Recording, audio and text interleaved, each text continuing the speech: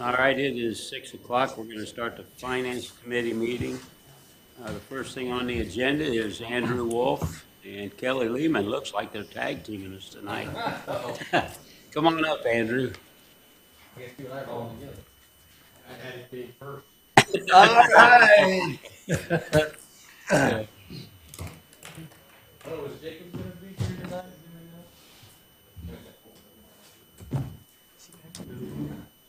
Good evening, council. Kelly and I were just talking through some things I was gonna update you on. I've got two subjects, Erie Phase 1 and then Erie Phase 2. So is there any request for which one goes first? Let's work on phase 1 first, I think. One, all If right. you don't mind. So as you can see, we've opened the road. All work has not been completed yet. I think last time I spoke with you all, we were dealing with the NIPSCO issue. And at this point, an update on that.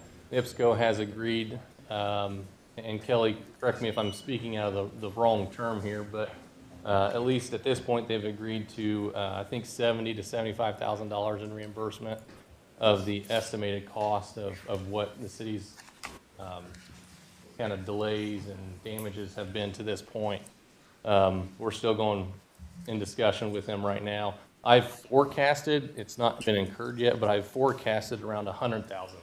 And we've presented that to NIPSCO over the past couple of months, and that's what we're kind of debating back and forth. But at this point, they have committed to, or at least offered up to 75,000.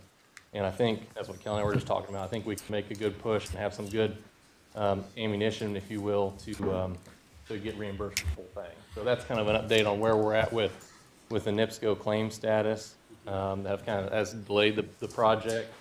And we've presented to them a lot of reasons and justification for where we feel they fell short. And at least at this point, they're agreeing to 3/4 of it at this point. Any questions on that? No, that, Ross gave me a printout a couple days ago that you said was submitted by you, I believe, or maybe Dykens for payment. Yeah.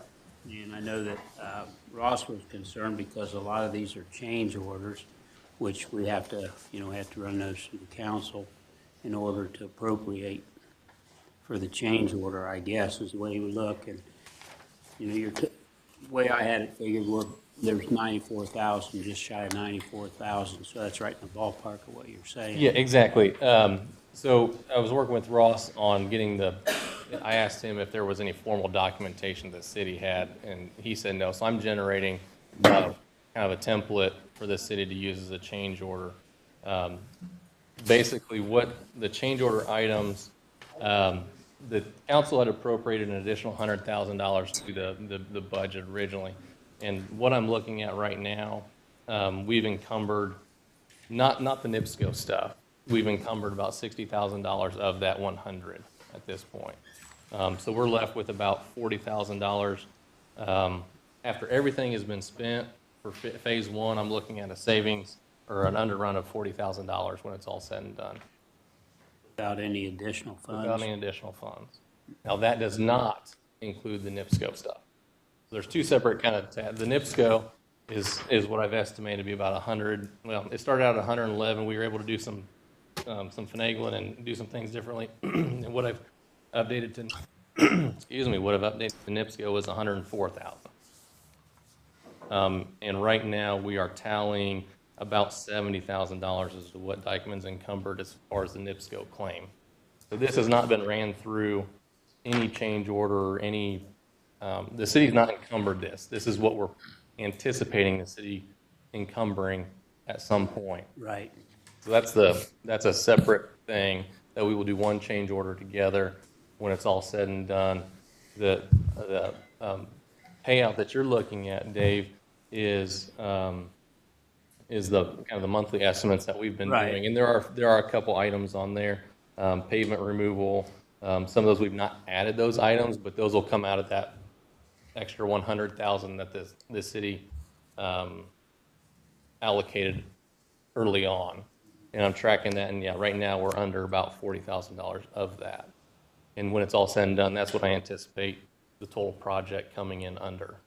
Does that kind of help clarify? But you're exactly right. We do need to run a change order to kind of balance the books, if you will, to, Yeah, well, the other question I had, just out of concern, is, we had anticipated having this done before winter. Now, is NIPSCO gonna pick up the tab for them having to bring their equipment back and all? that's exactly right. That's exactly right. That's exactly what the $104,000 that we're keeping a running tally we presented to NIPSCO 2 or 3 months ago now was, there were some summer delays that were about 25,000. I can present all this, and send this to you all in email. The mayor's office has this, and we've been working with Kelly pretty detailed on this. I got about 21 different items. The unit price cost for asphalt's going up next year. There were some overtime labor rates that was not encountered, some maintenance traffic things. All of those items are kind of ancillary and are being bundled into the NIPSCO. What we've presented NIPSCO as reimbursement costs, because really the city should not, in my opinion, the city shouldn't encumber any of that. Because there are about 4 or 5 months of delays in the summer that we basically had to stop work entirely. Yeah, Yeah, because increase in the asphalt or anything, that's not the city's fault. I would agree That with goes you. back to this NIPSCO. I would agree with you 100%. And that's what we've presented to them and laid all that out and itemized. And as of right now, we've got correspondence between their council and ours that they've agreed to at least, I think, 70 or 75,000. I can't remember what, 72 of the 100 and, Say we have a great spring and they start back to work, just making up, playing the deck again, April the 1st. How many more days of work do you think we have over there? 30, I'd say 60? probably about 30 to 45. It's not a whole lot, to be honest. They made a big push, and that was some of the extra. We told NIPSCO, if we're going to get the road open by winter, we've got to work overtime. They've got to put some admixtures in the concrete to make sure that we can Yeah. do all that. So they made a really good push to get the road open. That was number one priority. And then basically we've got one more lift of asphalt to do. I'm sure you've seen there's some sidewalks that still have to be finished, stuff like that. But a lot 30 of to that, 45, 30 to 60 days. yeah, Phase one would be finished and it'd be under budget. that's correct. Yes. So, as far as I'm concerned, Dave, he doesn't have to come back to council. Change orders goes through the Board of Works. Am I right, Kelly? Instead of through, okay. right. Well, I was just saying that because Ross was concerned he couldn't pay it without a change order. So, well, and I mean, I guess that's not, yeah, and I don't know you can exactly. correct me if I'm wrong, but what Ross had told me was because we're under the allocated budget, we could still pay it out. But Okay. I'm not sure. All right, well, maybe he's talked to some people since we Yeah, I'm had not a sure. conversation. Yeah, I'd say because we hadn't had any change in it at all, and that was the concern was, because it was grant work, we need to show that change within it. And I think even though we're under, we still have to show that change before we can make the pay. So, yeah, I'll just get that paperwork processed with Ross ASAP and. And I'm only bringing it up because I'm sure they want their money. Oh, yeah. Oh, I'm sure they will too. But no, Rusty's not complained to me or asked me about that yet. So I did reach out to Ross, I want to say before the holiday, and asked if there was anything that I needed to do. And we talked about the change order documentation. So I told him I was going to use a template that I'd used in the past because I'd asked if the city had a template that pull from. But We are getting what is owed to you, right? yeah, oh yeah. Okay, well, I just don't want you to be cheated. All right. Well, as far as I'm concerned, as far as I know anyway, I don't know. That's So- out of your That's- pay grade, okay. yeah, I yeah. can understand that. So does everybody kind of understand where we're at with the NIPSCO? Does that kind of make sense? Yep. An update. So, like I said, we're working with Kelly. We're going to have another meeting with Jacob and Kelly to make, I think, one last push with NIPSCO to try to come to an agreement. So hopefully within the next 30 days, maybe, we can have a resolution on that and a way forward. But I think it was looking pretty positive that the city shouldn't really incur too much cost from that impact. But the city's incurred issues with, just having it closed for so long, damages and, residents dealing with that issue. So that's enough, that's not good. So, And yeah, next year, hopefully we'll get it cleaned up and dressed up pretty quickly to get the road resolved. And still working with NDOT on the signal changes. They're working on those types of things. So, um, any other questions on phase one? Or? Is the paving done from Fifth to Eighth Street? Or do we have another layer going on? There will be one more lift, yes. Is that gonna be all done at once? Yes, yes. We talked about doing a little bit, half at a time, but it's a better product if it all gets done at once. So we just decided to leave everything with one lift to go because Fifth Street will need to be, what we say, milled, so ground down, and a new course will be able to go on Fifth Street as well, and just do all that at once. And Fifth is gonna go from the railroad track to Market Street. From Market Street, yes. Basically where the Roads. crosswalk stopped, I think was about where the paving limit was. So yeah, all of that's gonna be done on Fifth and then down Erie to the end of our project limit, yes. All be completely repaved, new striping and everything. Good. Which is what? Now you're gonna do Fifth Street from, say, Melbourne to Market, and then Fifth to Eighth, is that correct? Yes, and a little bit, basically between 8th and 9th, there's a little bit of a transition between the two. And that way in phase one? That'll all be in phase one, yes. Okay. Oh, thank you. Any other questions as far as phase one is concerned? Okay. Phase two, we've got an updated set of plans, or I've got a set of plans. I was going to leave with you all if anybody's interested in looking at it, what the project looks like at this point from basically the rest of Erie Avenue. And then the updated budget or the cost estimate at this point, which I think a lot of you are interested in know how much we anticipate that one being forecasted to be. Phase two for the remainder of Erie Avenue right now is looking at about $7.5 million. Where to where? Basically, end of our project limits all the way to the intersection of 17th and then some resurfacing between 17th and 18th. Now that's $7.5 million without grants. That is correct. Right now, that's the loaded cost for construction. So I think the big decision, now that we kind of have an idea of what it's going to look like, a plan set that we can go pursue funding with, as well as a cost estimate that we feel pretty good about. Now all the items are kind of loaded in here and some updated costs due to inflation and, material prices that we're seeing. I think at this point, the decisions, the cities to how do you want to get that accomplished? Do you pursue a CCMG that we did last year, that's $1 million and do small chunks, which I'm not sure what everybody's feeling on that is, or you can pursue larger federal funding where you can do more 80-20 grant funding. Those are rural calls every year. Or there's other funding opportunities, that are available to local communities. So But if we're doing 80-20, we're talking what? fiscal year 2028? 2028, so you could have construction 2027. I think those are the big decisions I think you guys all have at your disposal, I think, to think about this year. Budgeting for this big of a project. Our recommendation would be to pursue a bigger grant, the 80-20. You can get more bang for your buck, obviously. The con is it's a few years out. So that's. Yeah, but by going a few years out and going for the big grant, going for an 80-20, 80-20, you're talking the city's coming up with probably right around $1 million. Yeah, say 7.5. Say you're at 8, right? So say you're at 8. Yeah.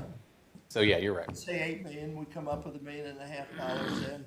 But then we've got time to come up with that in the 2024, 2025, 2026, 2027 budget to get our $1.5 million.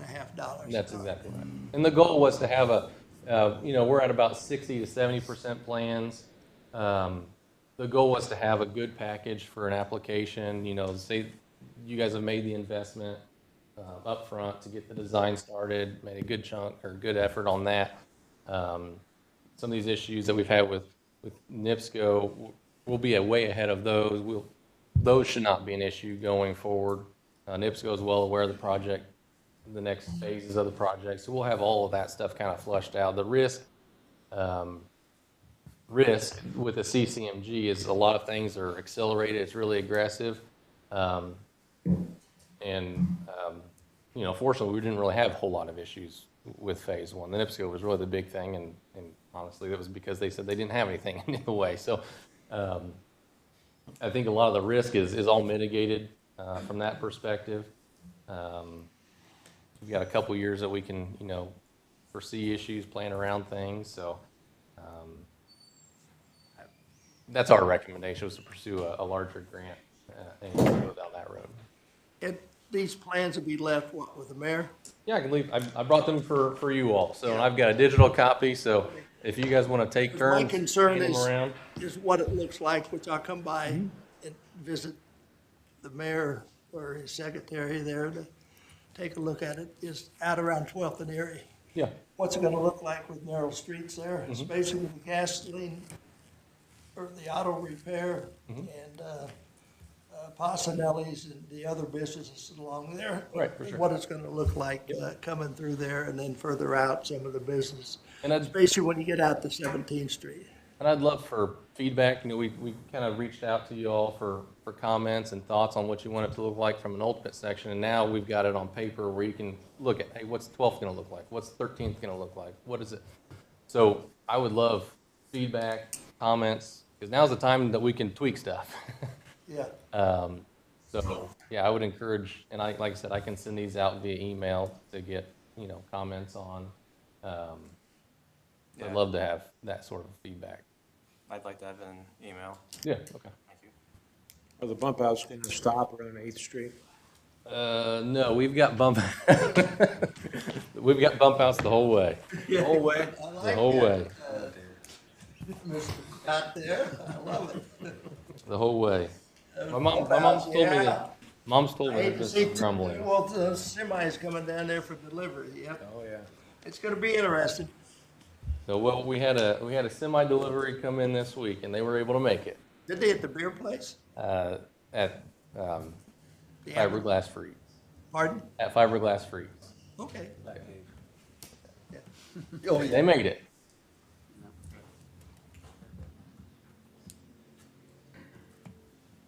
So I guess I'm assuming y'all would like copies of this via with email better, or do you guys want hard copies of this stuff? I don't know how best to kind of disseminate some of this information.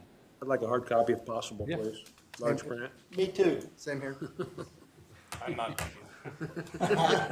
Oh, hey, well, Well, let's see here. So here's, while he's handing it out, I want to wish my friend, not you, Dave, Mr. Attorney up here, happy birthday. Is that right? Yeah, well, we missed it. It's, what, 2 days ago? Yesterday. Happy birthday, Kelly. Yeah.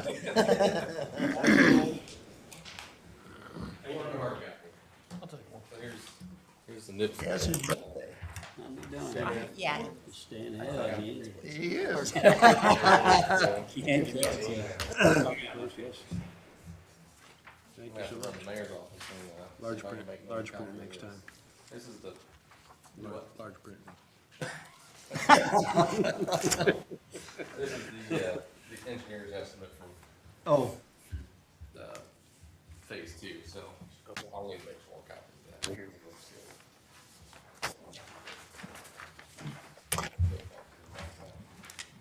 Thank you. so the negotiations with, I mean, at least they're talking to y'all now. Yeah. I mean, Yeah. that's the main thing of communication. You know? Yeah, and as, If you don't talk, even though you disagree, you can't accomplish anything. Yeah, I In the mean- beginning, from the people I talked down there, but it was below their pay grade, people that could make the decision never showed up. yeah, I mean, Kelly, you can interject as much as you see fit and stop me if I'm saying something I shouldn't.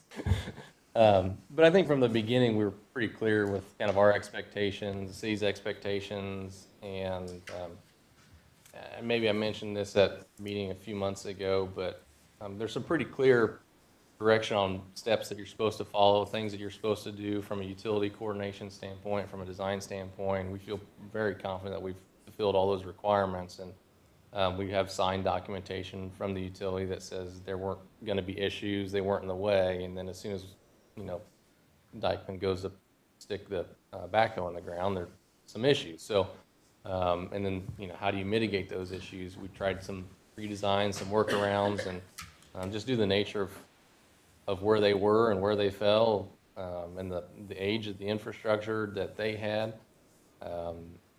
we pretty much exhausted all options. And I think that's what I mentioned, a couple months ago, was we just basically had to stop and let them get their stuff out of the way. Yeah. There were really no other options.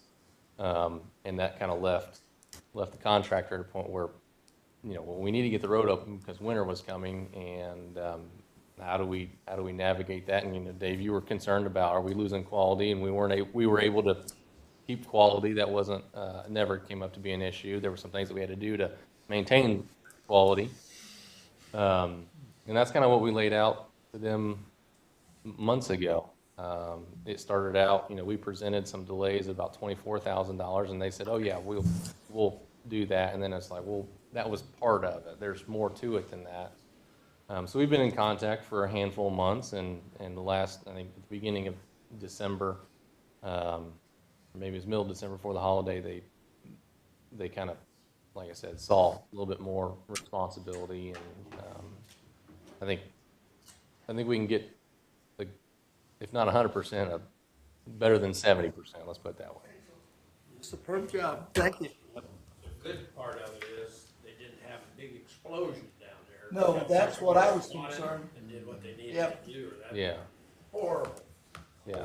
There was could have been some scary things. That was a big pipeline. So I got no other questions. So Thanks. I got just one last question, Andrew. When you send you're gonna send the engineering estimate for the second phase? So what I'll do is I'll send you a link to the plans for the second phase. This will stay here. I will send you the engineer's estimate for the second phase, which I gave to Scott, I think, or did I give it to you, Carl? But anyway, I'll send everybody a digital copy of that. And then everybody should have a copy of the NIPSCO estimate that I've got thus far. Well, the question, you said something about $7.5 million. Now that's non-exclusive for the design work? Or does that $7.5 million for phase two include the design work? The design's already paid for. Well, I know it is, but I'm just Oh. asking, was that included in that number or not? No, that's construction only. Okay. And can you give us the split between phase one costs on the, because I know we just kind of lumped it all together when we, From a design standpoint, for the work you're doing, yeah. yeah, I can. Because, we just laid out all the funds up front. But with it being split, I just like to know what the difference is between the first phase and what the second phase design amount would be.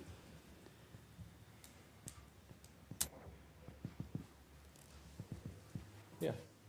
Thank you. It just, it's already, it's being built all at the same time, so it's. Well, I know it is, but that will be part of our match down the road, correct? Oh, that's a good question. I don't think No, so. design's not. I don't think design is, yeah. Design's 100%. I think property acquisition, Yeah. Oh, I thought on the Donation. federal, it was, could be the design work also. I'd have to go, it could be grant specific too. I'd have to check. Okay. I knew with the community it wasn't, but I thought, I'll double check. But yeah, I can break out, what yeah, I was just curious. what was encumbered for phase one versus phase two. And thanks for all the work you guys did, Kelly, you, Jacob, working with NIPSCO on this. Part of my job. We're not gonna go over budget what we owe you all, are we? No, you shouldn't. No. Not unless you keep me out here for 4 more years.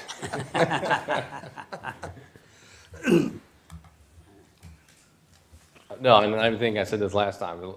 Jacob and Kelly have been great. So, Mayor, I know you've basically kind of given Jacob reins to kind of handle this beast, and he's done a really good job. I think maybe keeping your ears clean of a lot of the work. So, yeah, it's taken a lot more effort than we expected, but hopefully we're keeping the phone calls down and the emails down. I guess to me, that's success a little bit. For a Cass County boy, you did well. Appreciate you coming and bringing us up to speed. You Yeah. guys, anybody else have any questions for him? All right, thank you, All right. Andrew. Well, you want me to leave this in the mayor's office? The Yeah. plan set? Thank you, Andrew. Thank you. Thank you. Hank, can you pull up the Logan stamping abatement stuff? What? High school again.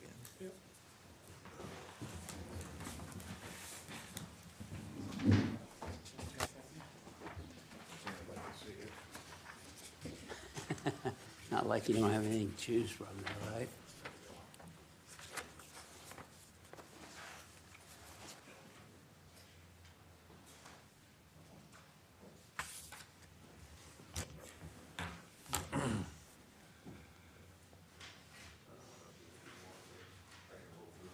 Okay.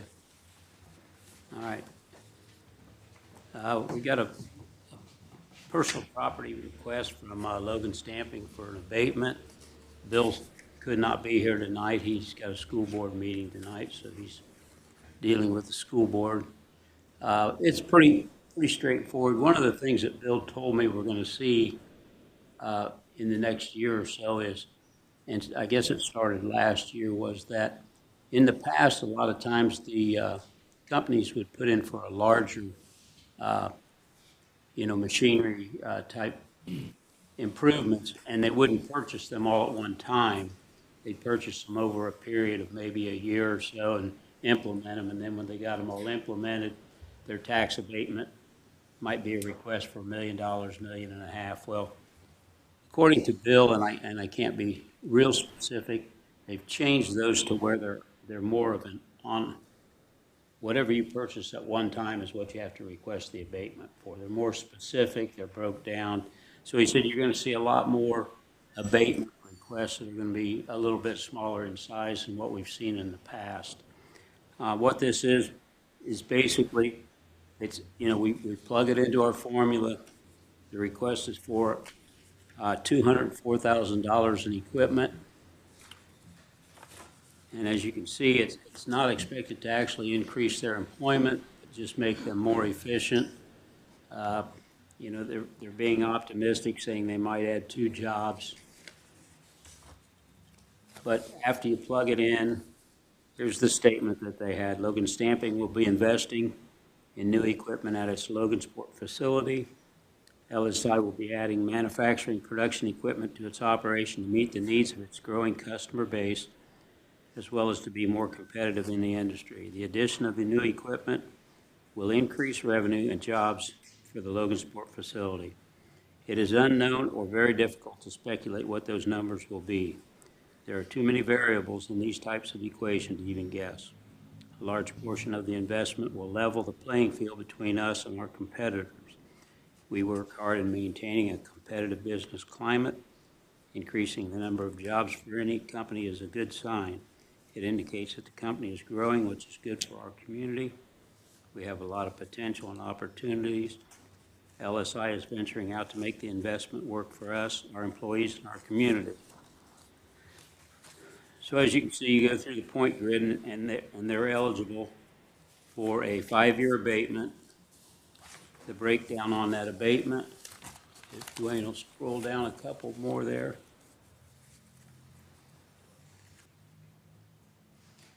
They will get a total tax abatement of $8,974, and they will pay an additional, well, I take that back, they will pay an additional $3,196 in taxes and get an estimated tax abatement of $5,778.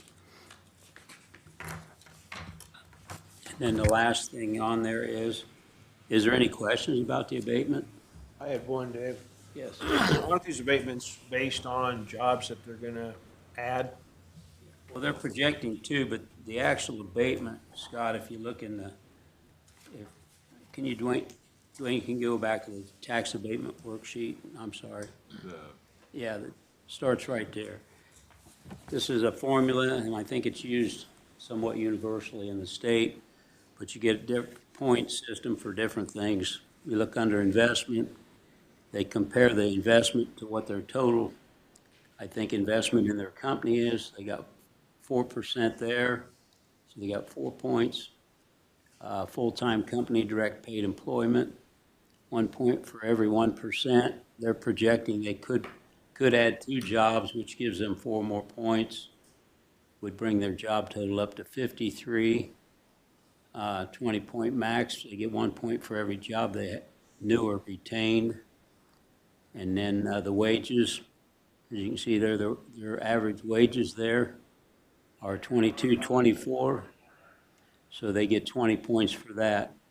Then down below, it exceeds this. That's the self-sufficiency standard for Cass County. I don't know that it's changed yet, but it's 63%, so they get 5 points for that. And then they get points for their health insurance, for their private pension, and they don't have any daycare provision, so they got 10 points in that category. And industry type being primarily industry, they got 7.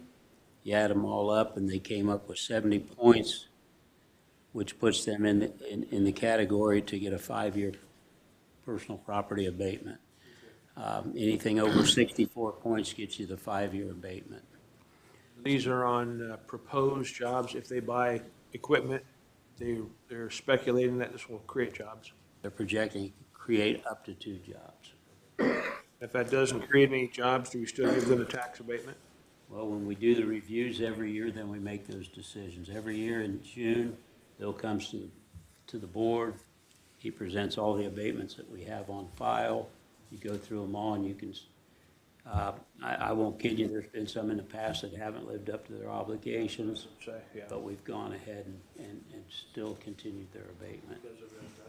The way it works, if they weren't to meet their obligation in 1 year, they wouldn't. They might get it the next year if they had gotten up to where they had projected, so. But it's strictly every year we review them all in June and make I that remember decision. reviewing them, and then we didn't have the jobs that we projected on a lot of them. Several of them, yes, so. Okay. Well, let me clarify, they didn't have the jobs on some of those because they were skilled jobs and there weren't employees to fulfill Well, them. and The that is jobs one- were available. Yes. So I. We couldn't Right. not give them an abatement was for just not. that reason.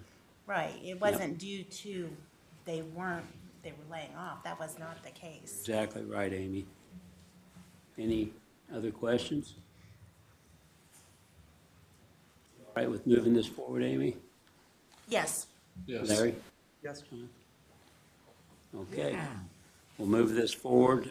Bill included Resolution 2023-101, which is in our council packet for this evening. All right. And the last item on the Finance Council this evening is the funds we have established. We had to create quite a few numbers, as you can see by the list I sent you. Dwayne, do you want to just run through them real quick, or? I don't know if I've got them all up there or not, to tell you the truth. Here, I can let you use my sheet.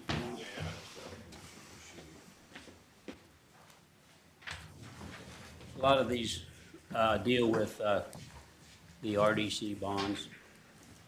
Yeah, most of these, the opioid funds, you guys have already discussed. There's the restricted and unrestricted amounts. The Make My Move Fund, which was agreed to by the RDC, so that had to have a fund established for it. The police station fund, so that we can track revenue going in and out through the loan program. The combined economic fund is actually, we had that at one time. Then RDC split it and it went to the East End and to the Gateway Fund. And technically they were still the same. So we're putting them back together. And we've already created a couple more funds for TIF. So it's kind of a bookkeeping necessity to try to make it a little simpler. The Junction TIF Fund, and the Hotel TIF Fund. Lexington Village has a number of them. their TIF fund includes their bond funds, their reserves, their construction, their issuance for expense, and then their interest fund. So all those are funds that we need on top of this. And the numbers are state-approved numbers as State Board of Accounts has prescribed them.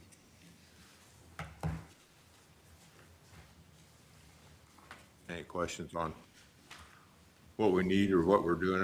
Basically, you're just in agreement that you're providing the agreement that this is, the numbers are okay with you guys and that the creation of the funds is needed.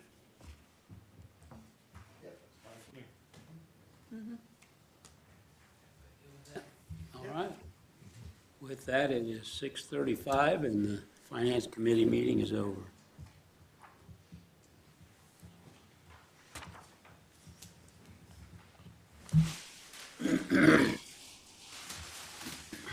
At 6:37, we'll start the Rules Committee meeting. First up, Dutch Fincher and RBO. Dutch, can you come up, please? Did everyone receive the revised edition of the RBO? Okay.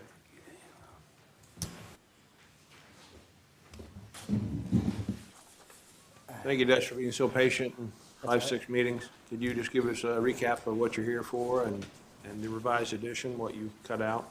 Yeah, so the RBO, as you guys know, is just a responsible bidders ordinance, making sure every contractor's on a level playing field as far as adhering to all the rules for public works projects. That's pretty much the basis of it.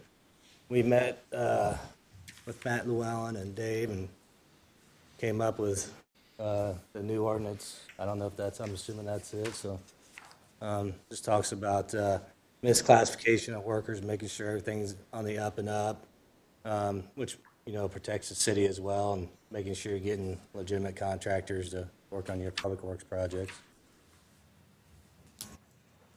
And this is for bids that are $300,000 and up, is this correct? Yeah, so originally it was, I think, 150,000, and then we came up with 300,000, so anything under $300,000, the RBO wouldn't pertain to. Any questions for Dutch? Who all went to the meeting and what that Dutch is talking about, and then what was, Dave Dutch and Matt Llewellyn from Steinberger Construction. Dave, what were you getting from them, like Matt Llewellyn? Well, what I'd say is Matt sat down with us. Most of the changes that were made were changes that Matt requested. One of the things that I asked him from the start was that, did he feel like was he like the spokesman for the private sector? Would the rest of them be in agreement if we came up with something that Dutch was in agreement with and Matt was in agreement with? Matt felt like that they could do that. A couple things that we changed in here are basically now the guidelines for training are straight out of the Indiana codes. Any public job that would be bid would have to follow these Indiana codes anyway, whether it's specified in your ordinance or not. In a public works contract, they would have to be followed. It gives the city a little more ability to control subcontractors. They call them tiers in this, but they're basically, you've got your major one. The reality of this ordinance is that it's only going to control I would say a handful of projects in the next few years. It's not something that every job that comes up on the board is going to be predicated by, and a lot of them are going to fall under this just by the fact there could be grant money involved. Yeah. For instance, and I didn't realize it till I scanned through the code before we met, we're doing the police station down on High Street. Because it's a BTO, it doesn't even fall under these guidelines. Because in reality, it's like a private contractor is doing the job and then turning it over to the city. And there's a couple other things, other build, operate. I don't know, there's several of them listed in here.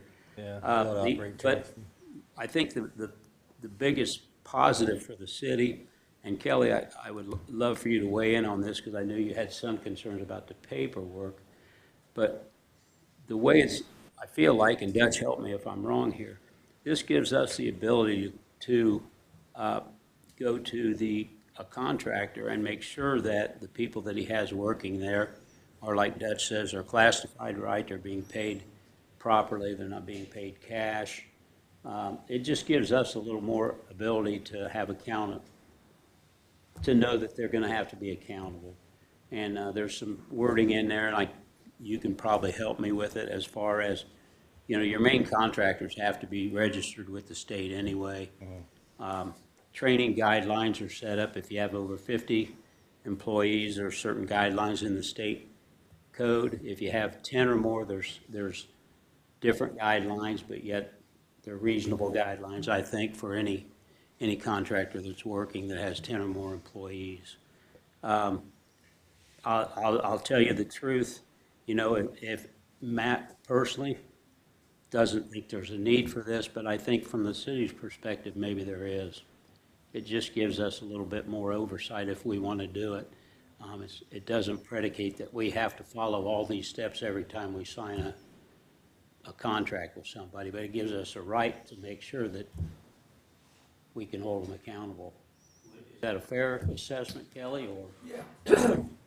Dutch has done a great job, and he's a great ambassador for labor in these things, the things that can happen in these kind of projects, and they do happen. We've been involved in litigation in other communities, similar size and smaller than us.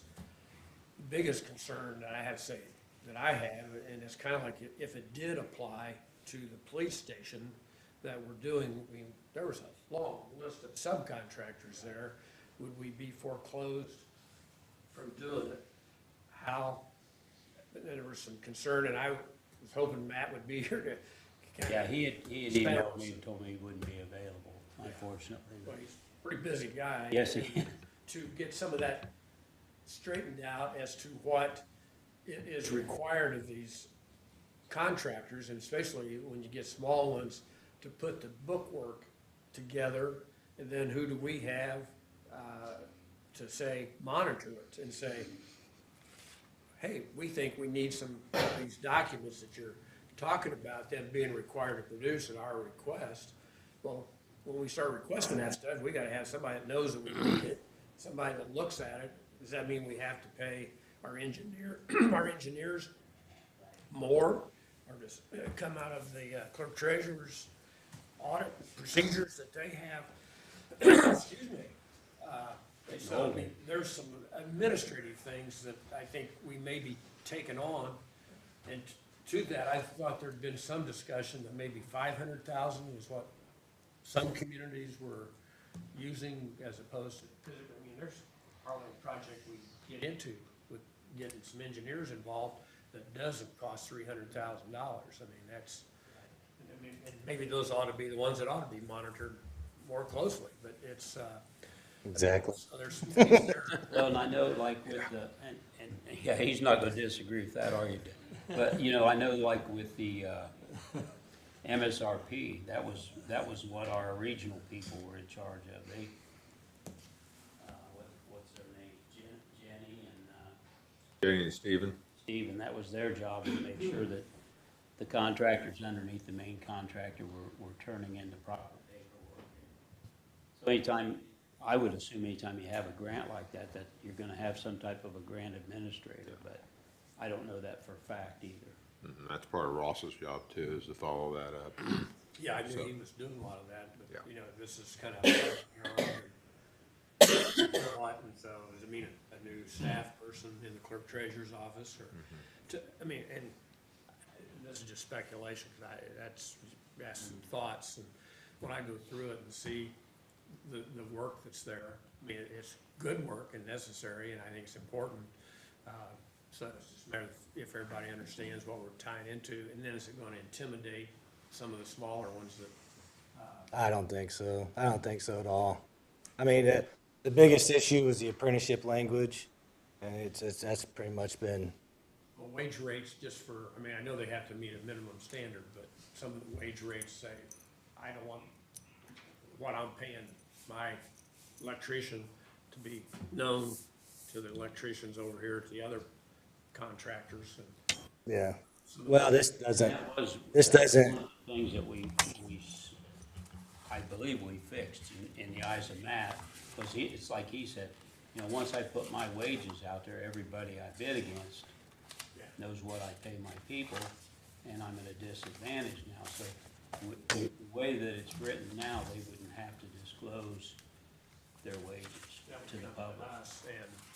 Okay, that's one of the questions I had on the whole, and I didn't understand that from the reading. I thought the changes were And- good changes. I mean, I think it made it easier to. and usually when you get wages like that, you redact, you know, the wage allocation and taxes, because if someone's asking for an open records request, we just want to see like, you know, Dave Morris, you know, employee, 40 hours of straight time, 10 hours. That's what we're looking for when we do an open records request. We're not necessarily looking for the wages. We just want to make sure that Dave's legit, getting paid as an employee and not as an independent contractor. And if a check stub's showing, you know, he got 40 hours and he redacts his wages and taxes and everything like that. So that's usually how most cities do it anyway when we ask for it, so. Yeah, but, I mean, one of the problems we have in being an open records request by anybody. that Yeah. wants to know that stuff and wants to nose into it or know what's going on, so that means competitor A, B, and C. Yeah. Yeah, I mean, there's some things there were you, I didn't know that it was being totally done as far as meeting and getting this put together. What we're gonna do tonight, Kelly, we're not gonna move an ordinance for first reading. We're gonna move it to the council, gives people a month to really look it over. If you got any other concerns, they can be brought up. But the first reading wouldn't be till February. Okay, I think that's good to get that out, because you know, just being in the community, I've had guys say, oh, man, you know, anything new gets that kind of a response anyway. And, you know, if we can get them under Dutch's influence and explanations, that's. I really think that maybe the biggest thing that can come out of this is that we have people that are trained to do the work that we're asking them to do. And the other is that whoever the first tier or the main contractor would be would also know that he's got a responsibility to make sure he doesn't turn around and cut a corner, and start paying people cash.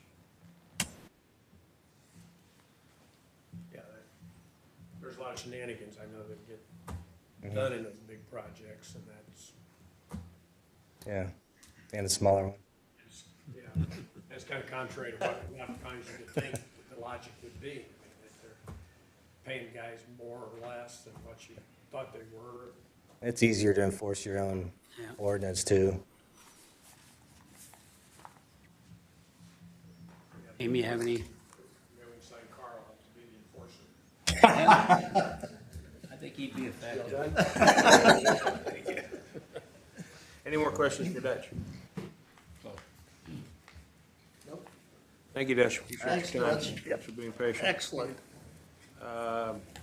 Should we move this forward to the February meeting? Yep. Amy? Excuse me, I'm trying to figure out all this. I don't know. I thought you were in charge of this and now he's in charge and, Well, I just met with these guys. Yeah, evidently they didn't want to meet with me. Are you for moving this forward to the February meeting? no. Yes. Jonathan? Yes. Yes. Dave? Yep. Okay, let's move forward.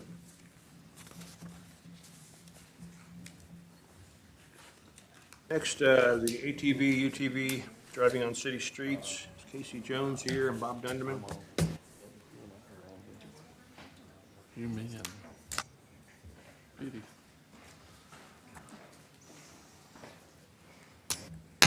How you doing, guys? Good evening.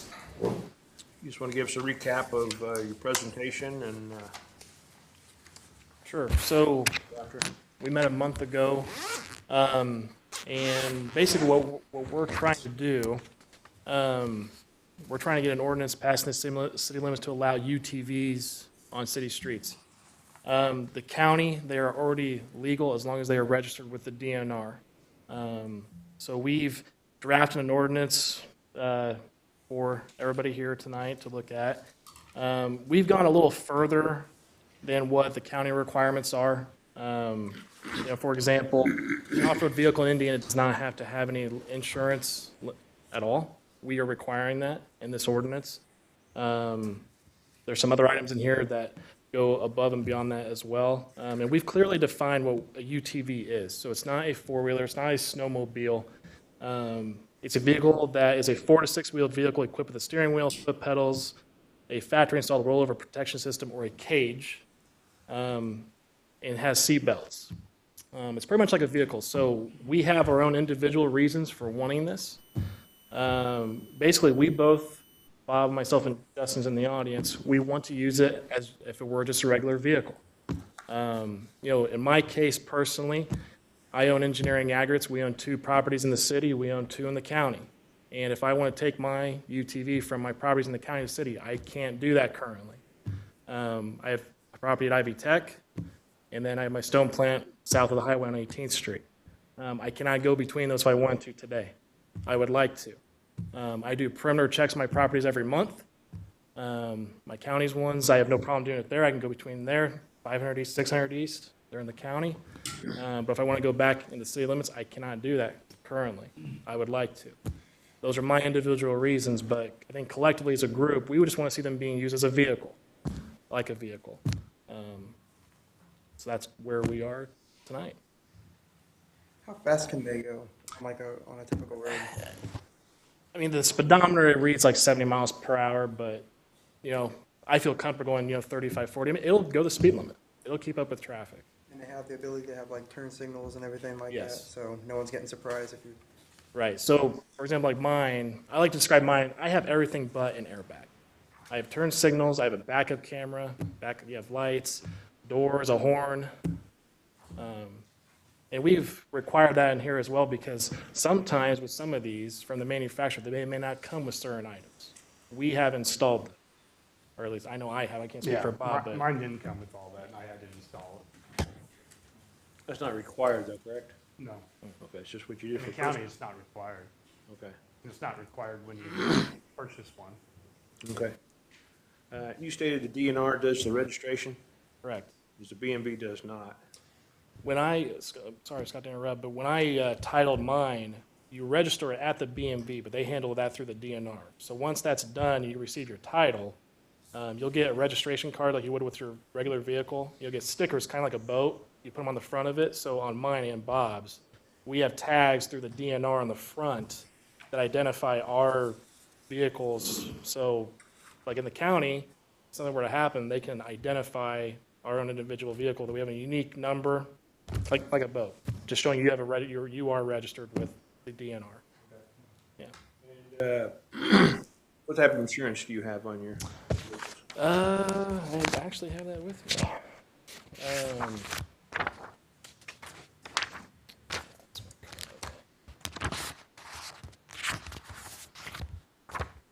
So like I said, there's no laws governing what kind of insurance you have, so I'm doing this electively. Okay.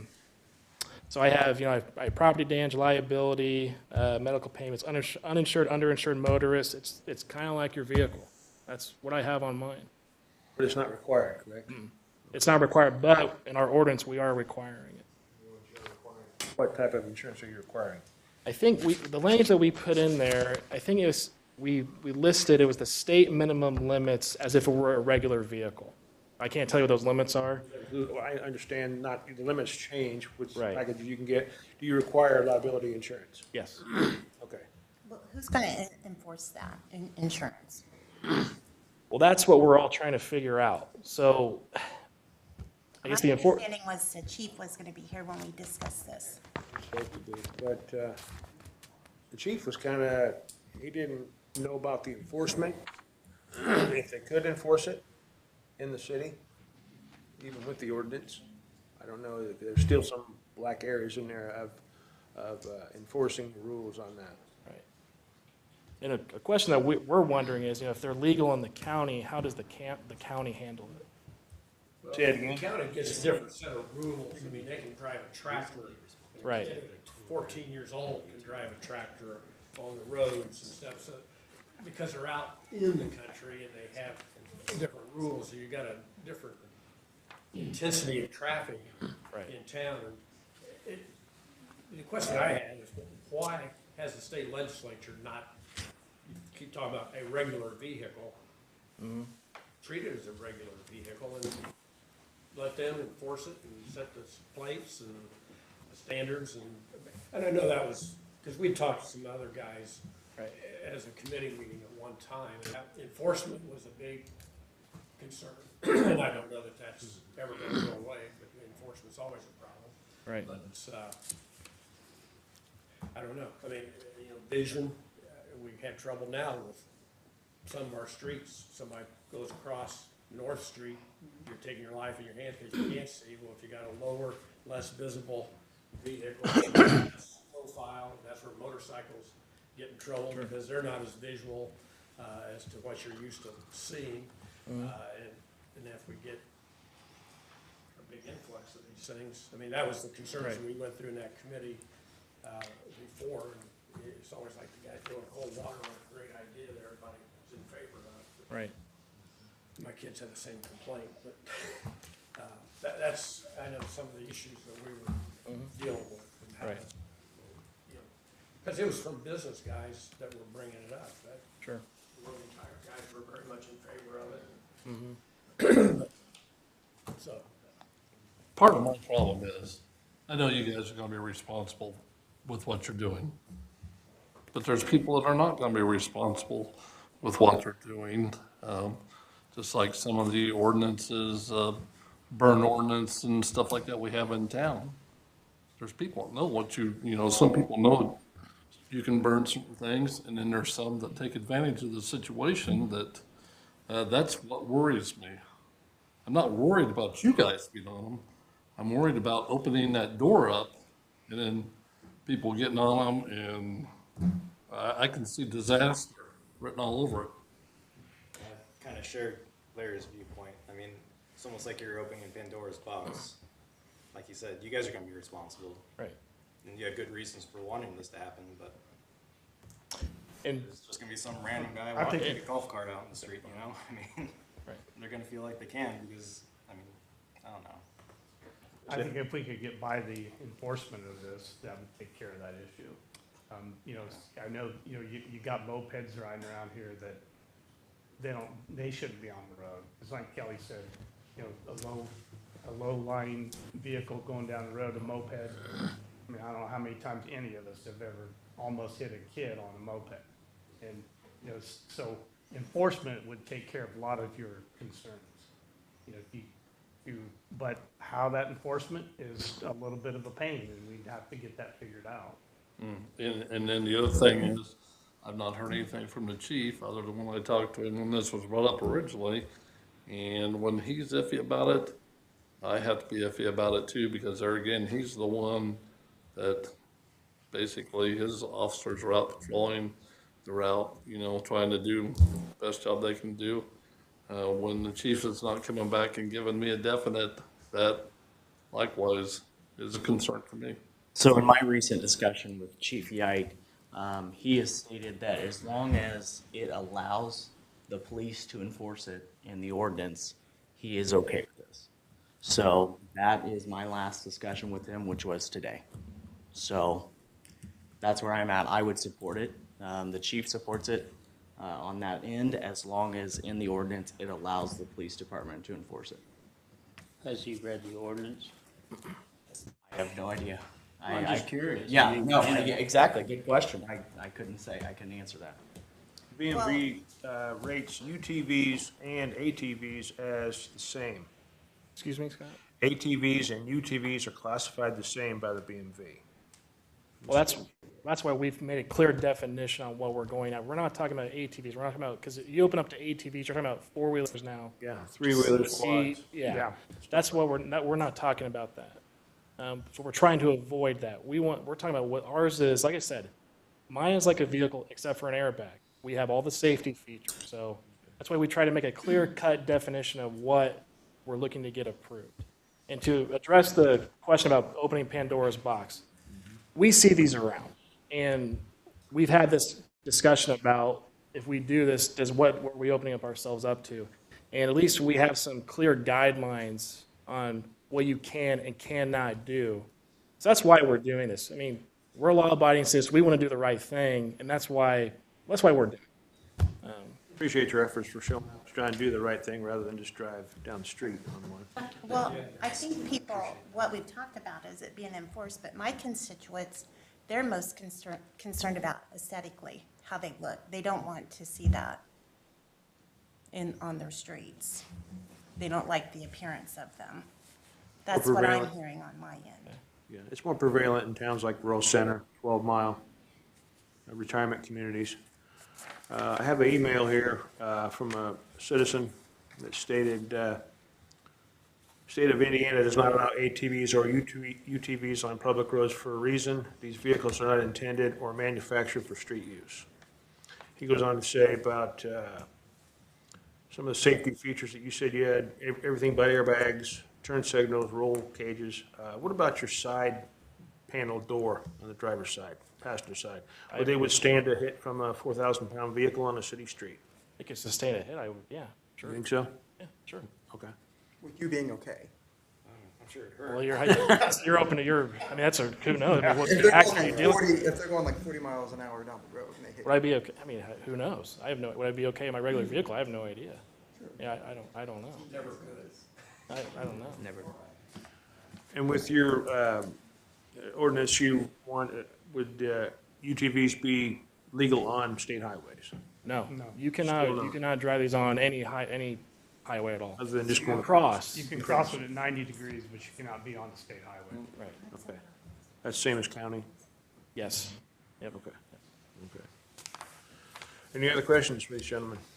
Which highways through town are state highways? I'm sorry? Which highways run through Logansport that are state highways? 25, 35, 24, 17. I think that's about it.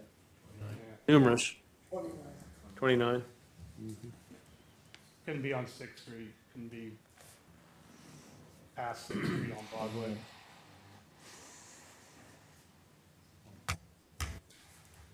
Avenue.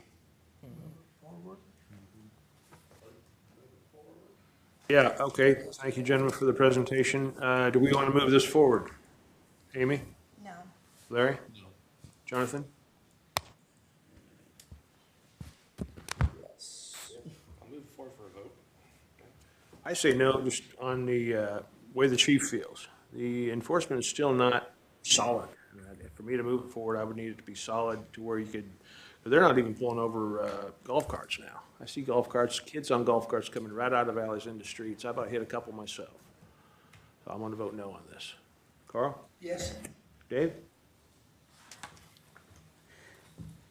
I'll move it forward, but I'd like to see, some more work done on the ordinance, and I'd like to know when we vote on the ordinance next month that the chief has read it and feels he can enforce it. Okay.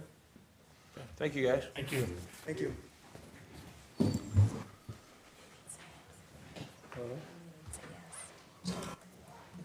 Next item is the employee handbook changes. Marla, can you come up, please?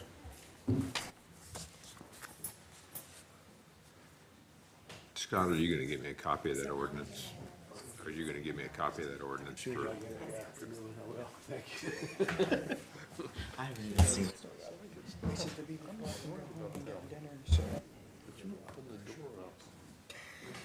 Thank you, Marla.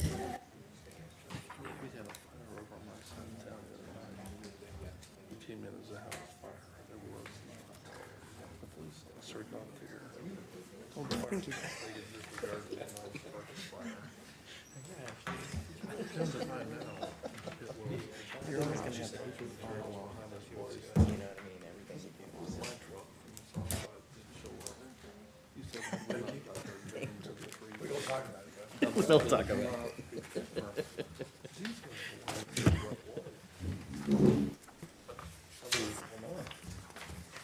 Okay, so last month, we went through a lot of what I'm giving you a copy of today that we probably don't need to repeat ourselves on. But the one thing that we did want to talk about that you had asked me to get some information on was the sick bank. So I did. I asked our listserv, and I gave you a spreadsheet that had a lot of different information on it that showed us how different it is between the cities, how they handle a sick bank. So what we came up with, Dave Morris and I talked, and I wanted to bring it to the Rules Committee for us to take a look at, is going to be some changes that we thought was going to give us more days. Amy had said that she would like to see it have more days given to us in our sick bank. Currently, we get 30 maximum days, and after that, we lose them. So I just wanted to go over the original sick bank that we have right now. That it's going to be any days that is left over at the end of the year that goes into the sick bank. So once we max out 30, which is going to take you a few years, it's going to be something that isn't going to add up right away for a new employee, but after several years of an employee letting their sick, not using their PTO at the end of the year, it would accumulate into the sick bank. So it's not going to be something that not everybody's going to have. People that take, the employees that take all of their PTO are not going to have a sick bank balance at all. It's only going to be the employees that for some reason felt that they wanted that cushion in a sick bank, or they felt like their job prevented them from being able to take the time off that they were entitled to. So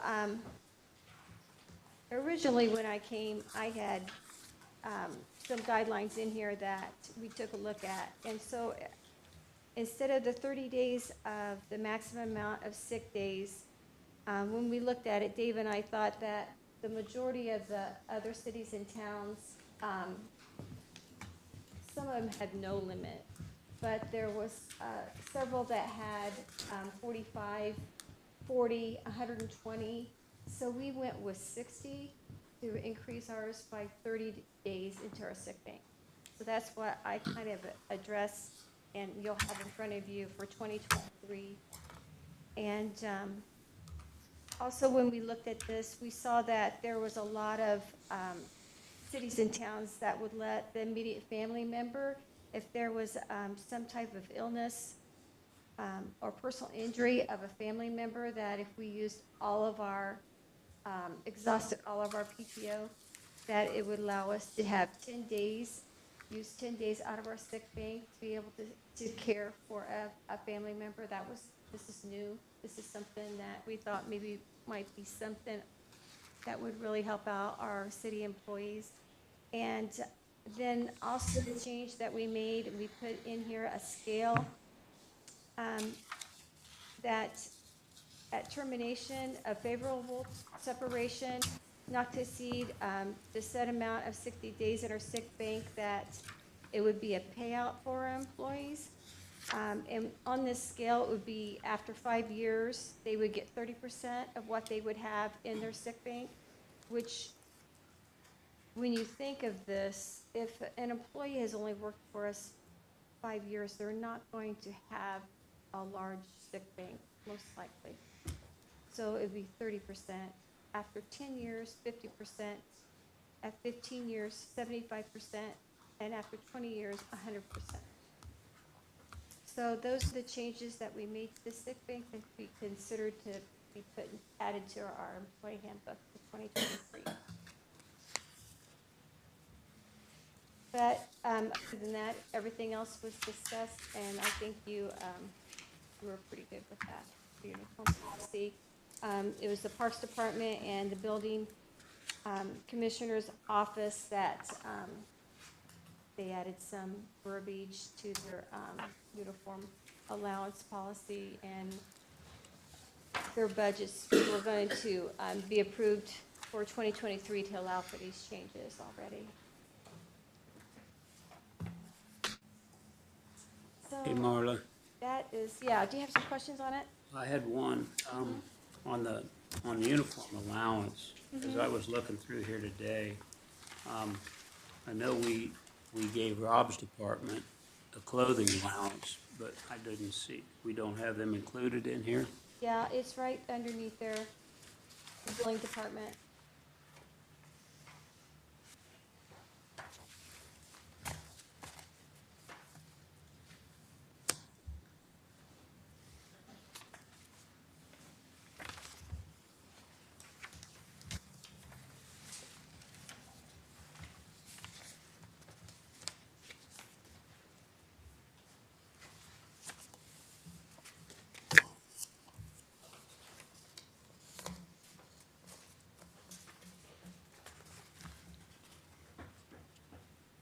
Must be looking right past it.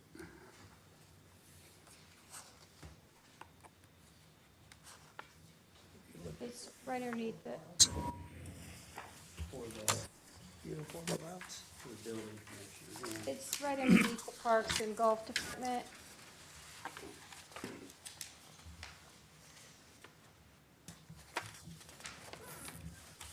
It's on the second page. Looking. I don't have a second page, maybe that's what the problem is. Let's see what you have. Maybe you didn't get it in your, That's what This one at home, let me look on yours, I missed it. That's not it. the one I just gave you.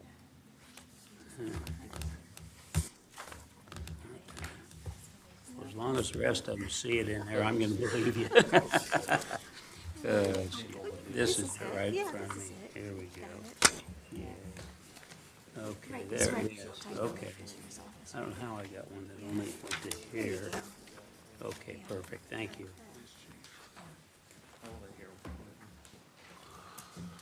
Perfect, thank you, Marla.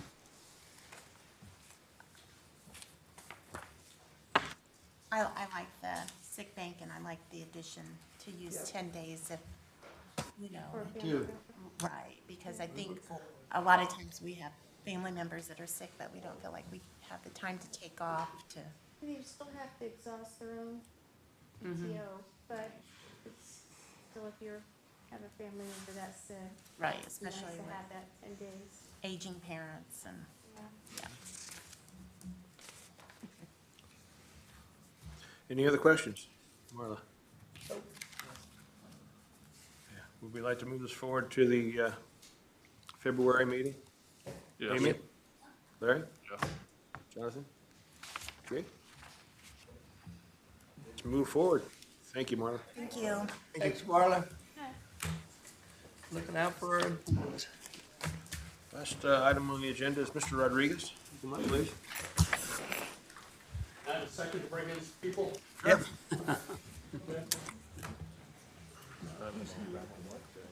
Undocumented. Oh, Notice I'm wearing Logan Sport Berries colors. yeah. Notice that there, my friend. You're looking good.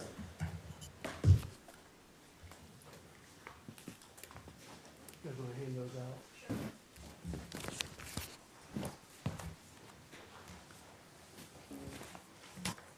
You guys probably could have came in and joined the meeting if you like. Yeah, they could have. While you're out there.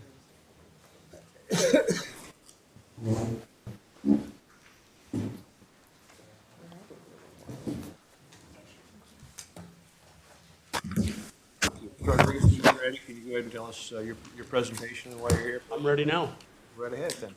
Mr. Mayor, Counselor, Mr. Treasurer, members of the Logan Sport City Council, members of La Voz Unida, and the general public. I come here on behalf of La Voz Unida and all of those in my city and yours, and from corner to corner of our great state that daily live in fear and anxiety because they must drive illegally. The undocumented and those that are not able to comply with the current BMV requirements to obtain a state-issued ID card or a driver's license have real needs, just like you and I. These folks must work. They have to feed, clothe, and shelter their families. Their children need to attend school and on occasion seek medical aid. We enjoy the luxury of being able to use the local resources, such as our wonderful libraries. They cannot, because they lack a form of ID to prove who they are. This evening, La Voz Unida requests that you please consider a resolution from the City of Logansport in support of a bill proposal that has been under committee investigation this past summer. This proposal has been in the works for years and fails due to what the legislative body considers a lack of support. For the first time, it is now a bipartisan effort. Senator Blake Dorio of Goshen, a Republican, and Senator David Nagowski of South Bend, a Democrat, are co-sponsoring this proposal, and we expect it to be voted on the first quarter of 2023. La Voz Unida has been working to meet with senators and representatives across northern Indiana to ask for their support and advocacy.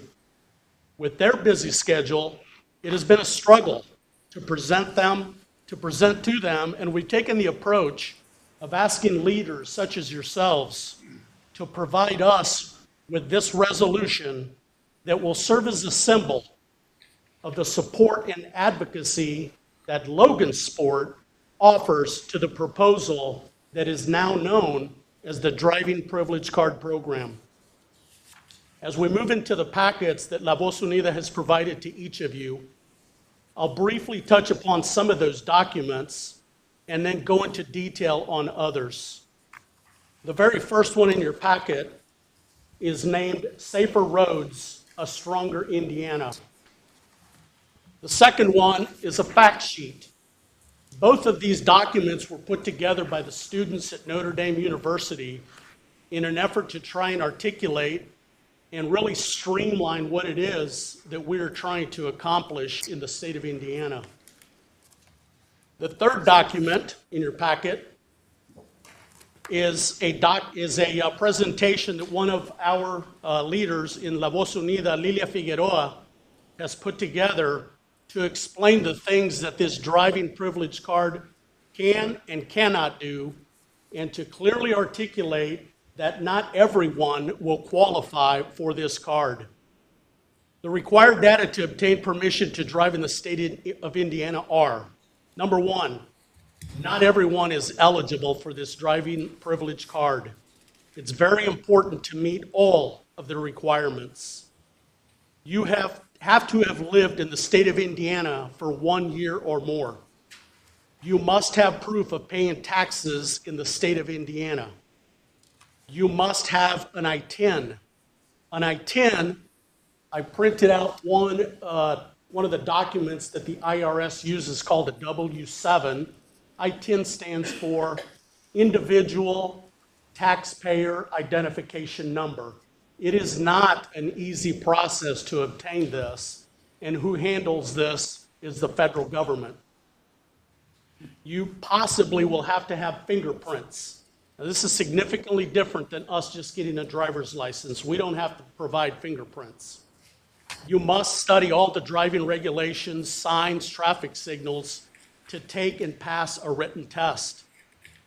You also have to take a driving test with an instructor. The card, at this point, the proposal states that it will only be valid for 1 year and will be renewable, providing all of the documentation once again. What you cannot do with the driving privilege card, it cannot be used as identification purposes. I'd like to provide a little side note on this. This is something that the lawmakers are really stressing. Back in 2004, the undocumented individuals had driver's licenses in the state of Indiana. 9/11 took all that away. And so the lawmakers believe that an identification card will allow this portion of the community, of the population, to enter federal buildings, to enter airports, to vote. And so these are the reasons that the lawmakers are so insistent that it cannot be used for identification purposes. Again, you cannot vote with this card. You cannot board an airplane to travel. At this point, you cannot travel from state to state. It will only be recognized in the state that it has been issued. Now, there is discussion that if we had an arrangement, let's say with Illinois, who already has the driving privilege card, then if Indiana adopts this, then we would be able to drive back and forth because both states recognize this law. This information, this is something very important for this community because we're very concerned that this information is going to be shared with the FBI, with ICE, and things like that. We're telling our community that this is not the case. Now, we cannot predict a database that gets hacked. So that's very possible that that could happen. I mean, it happens to some of the largest companies in the world. But at this point, they will not be sharing this information. At this point, we do not know what the cost will be of this card. But I just took a gentleman last week to get his driver's license, and I totally forgot how much these cost. It's $17.50 to get a driver's license. My license is good for 5 years. This is only going to be good for 1 year. So in effect, these folks are having to pay for these 5 times where we only have to pay once. There was talk that this card may cost $50, maybe $100 per year. It's not going to be something that's just going to be given away, I guess is what I'm saying. The next document that I have is a letter that a young lady, I wish she would have been here tonight, her name is Loani Michelle Galeano Breve, that wanted to put these words on paper so that you guys would understand exactly where these folks are coming from. So if you'll bear with me, I'd like to read it to you. This is actually addressed to the mayor. So she says, "Hello, Mayor. Thank you for giving us the privilege to be here with you this afternoon and to speak to you about this issue that has impacted our community. The lack of privileges doesn't only affect our Hispanic community, but the community as a whole. It is known that to survive, you need water, food, air, and shelter.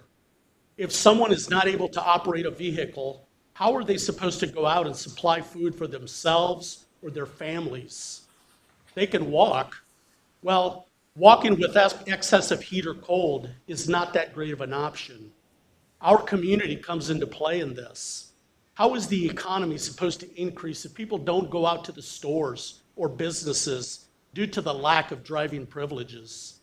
When it comes to education, we're very aware and fortunate to have school buses that serve as transportation.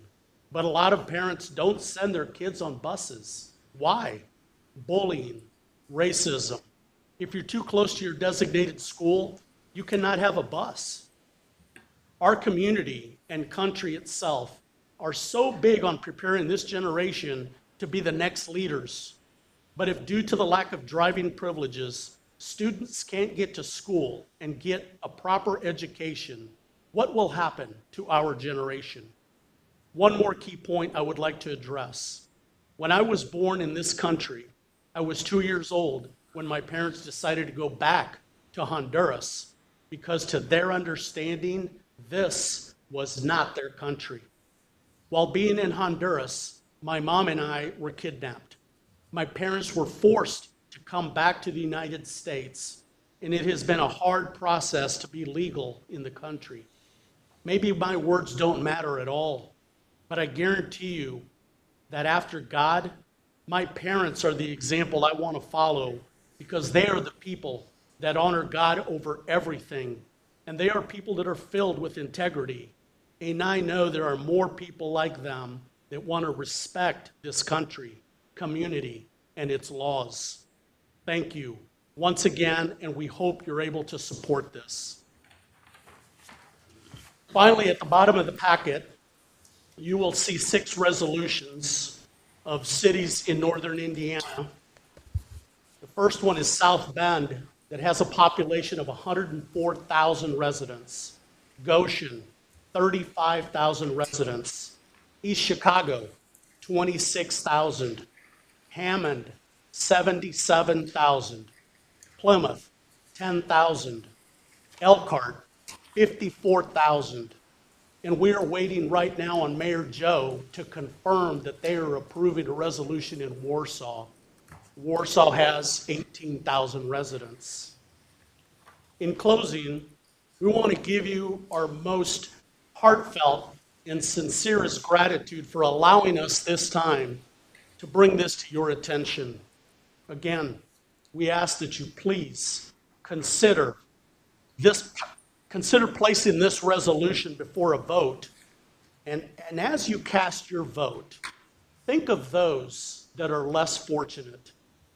La Voz Unida appreciates your leadership, and we will continue to do God's work.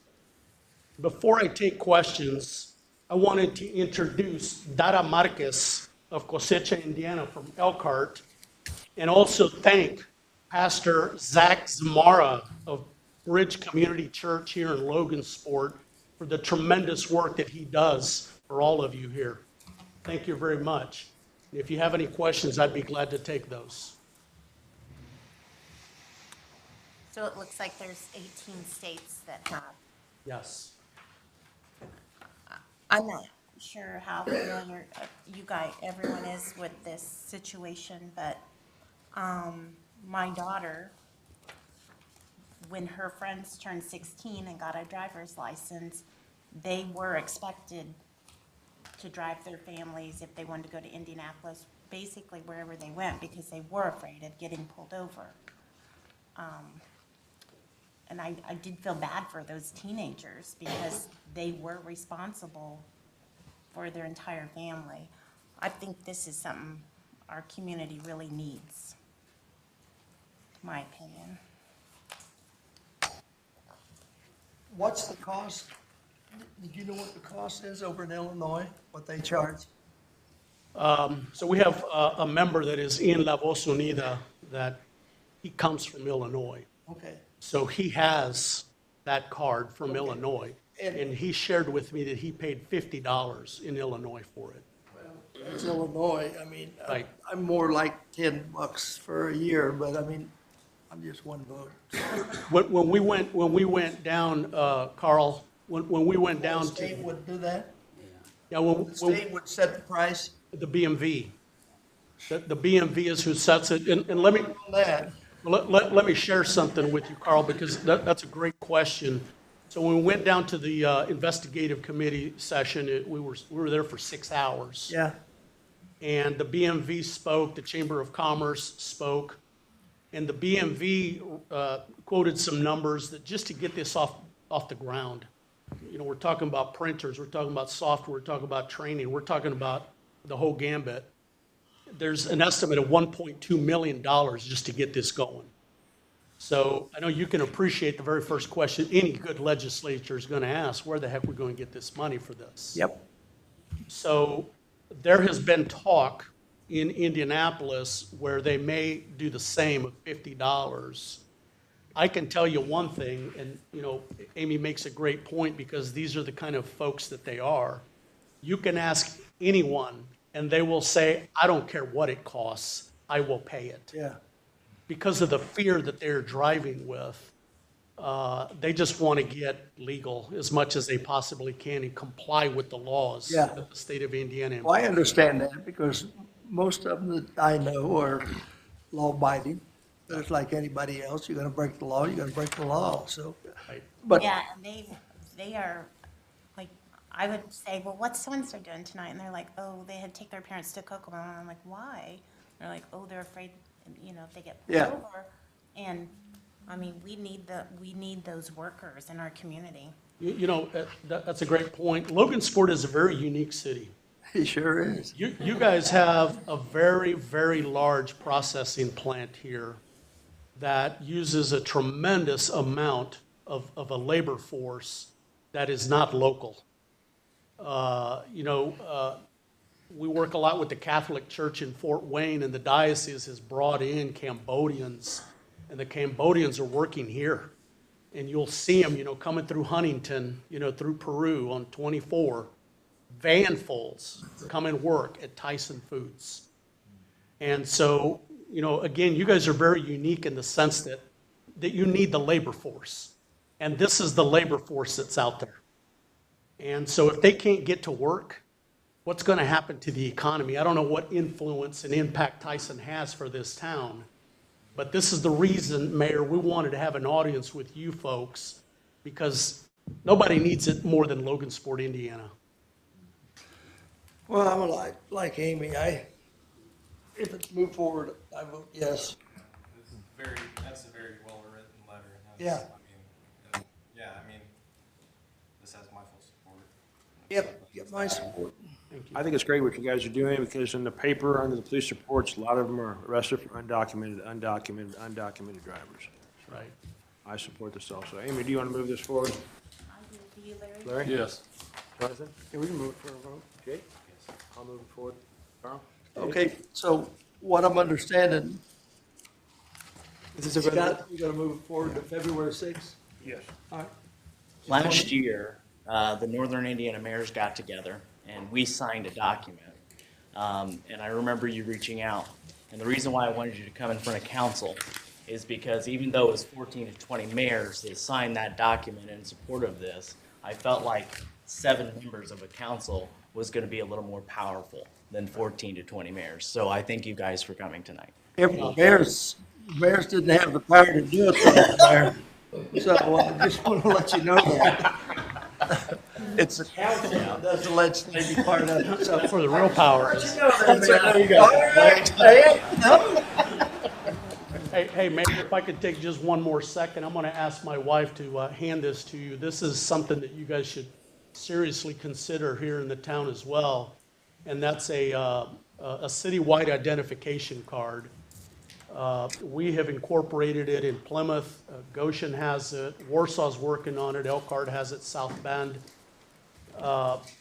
What the purpose that card will allow these folks to do is to, again, we take these things for granted. We don't even bat an eye. But they cannot go have a prescription filled at the local pharmacy because they don't have an identification card. But if the city council and the leaders of the city say, I want you to accept this, because there's a vetting process you'll see in that packet. Not just anybody's going to get this identification card. But when they do, they're able to access the schools, to go to their child's school program, maybe a sporting event that's inside the school. They're able to get a library card. They're able to do some of the things that we just don't even think about. And so I'd really like for you guys to consider it. We'd love to come back and present that, because it's so important. Again, if the state is going to push that this driving privilege card not be used for identification, now we can't have the pharmacies to accept it. We can't ask the library to accept it. But if it's a Logansport, ours is called Pride in Plymouth. And so, you guys could use whatever acronym you wanted to, but it's you guys reaching out to that community saying, I care for you, and I'm gonna make sure that every business will accept this card. So we'd be willing to come back and talk about that card. Appreciate that. Okay? Thank you so much. Appreciate it, my friend. Thank you. Anything else need to be discussed on the Rules Committee? Council? 7:35, count, the Rules meeting is over.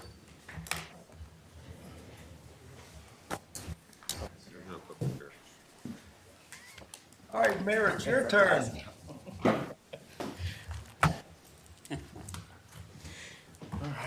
7:35 PM, Monday, January 9th, 2023. I'm Mayor Chris Gardner, calling to order the regular session of the Logansport Common Council. We will start with the Pledge of Allegiance. Pledge allegiance to the flag of the United States of America and to the republic for which it stands, one nation, under God, indivisible, with liberty and justice for all. All right, roll call.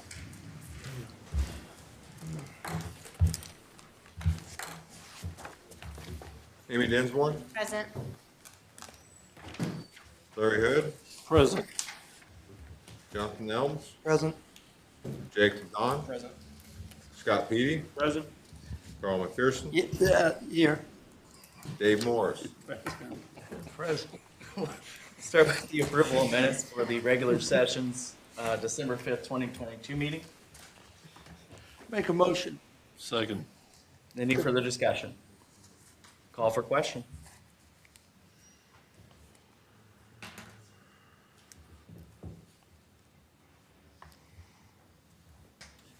Dave Morris, Yes. Carl McPherson. Yes. Scott Petey, Yes. Jake Ladon, Yes. Jonathan Nelms, Abstain. Larry Hood, Yes. Amy Denzel. Yes. All right, we have a presentation from Malcolm Gerald and Mike Engler for the air monitoring system. Excellent.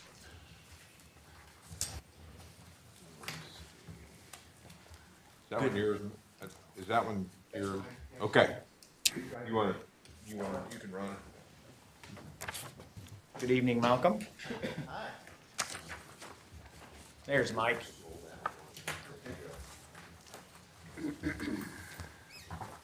I'm sure I'll back it up, go forward and go back again before I. Well, thank you all. This is my third presentation. This is information only. And there will be an update of the data from the city's ambient air monitoring station, which is located at the wastewater treatment plant, and some general notes and observations regarding the data.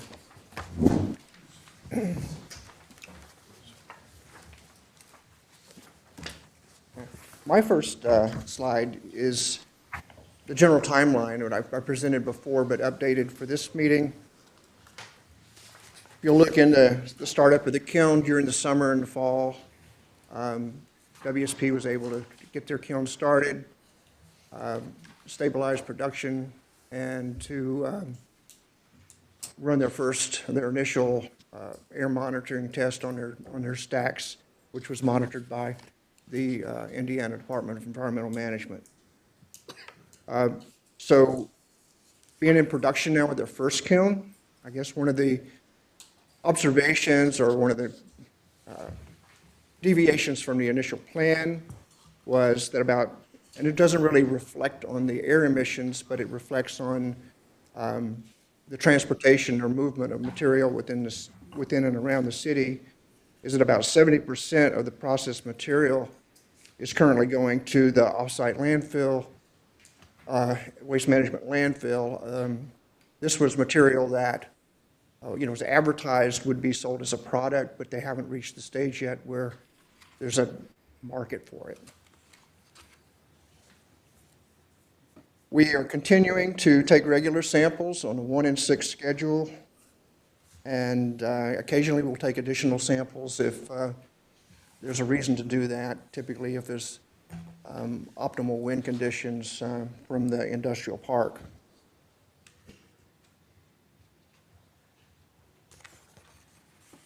Not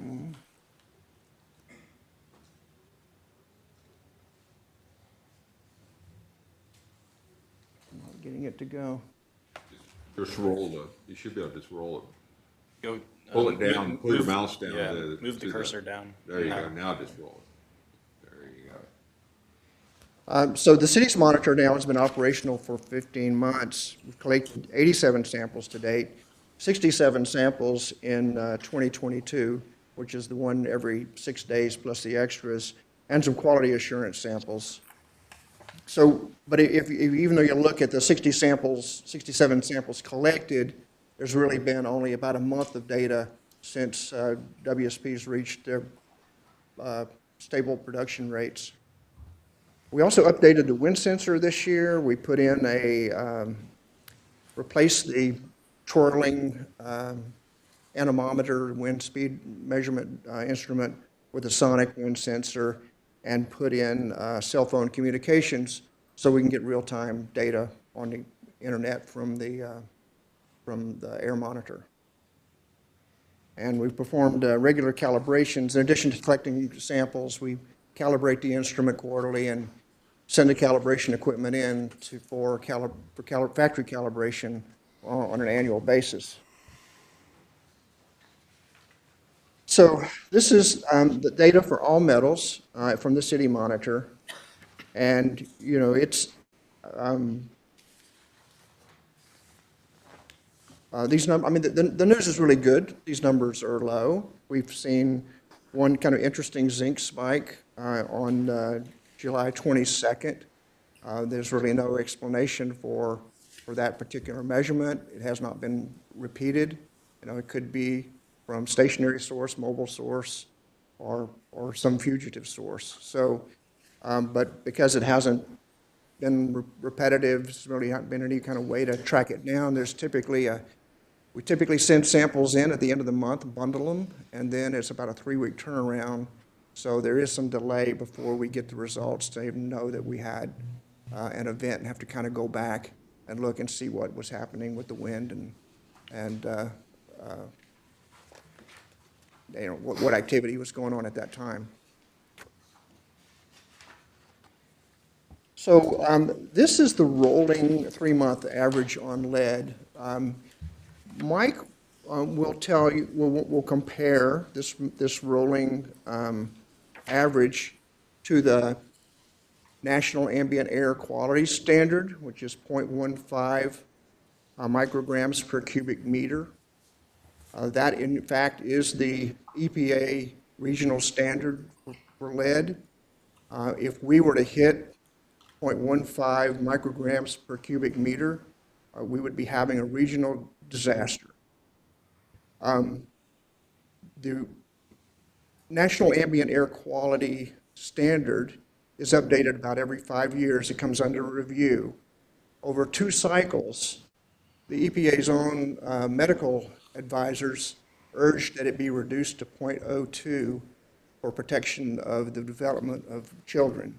So I use 0.02 as my benchmark as far as a number that I would want to flag for you. If we exceed that number, then we don't want to wait till things really get, you know, out of hand before we look at what is going on with that. At any rate, WSP is not regulated at the air monitor. They're regulated at their stacks, and that testing was done recently this year, and is also at most once annually. Those tests are conducted.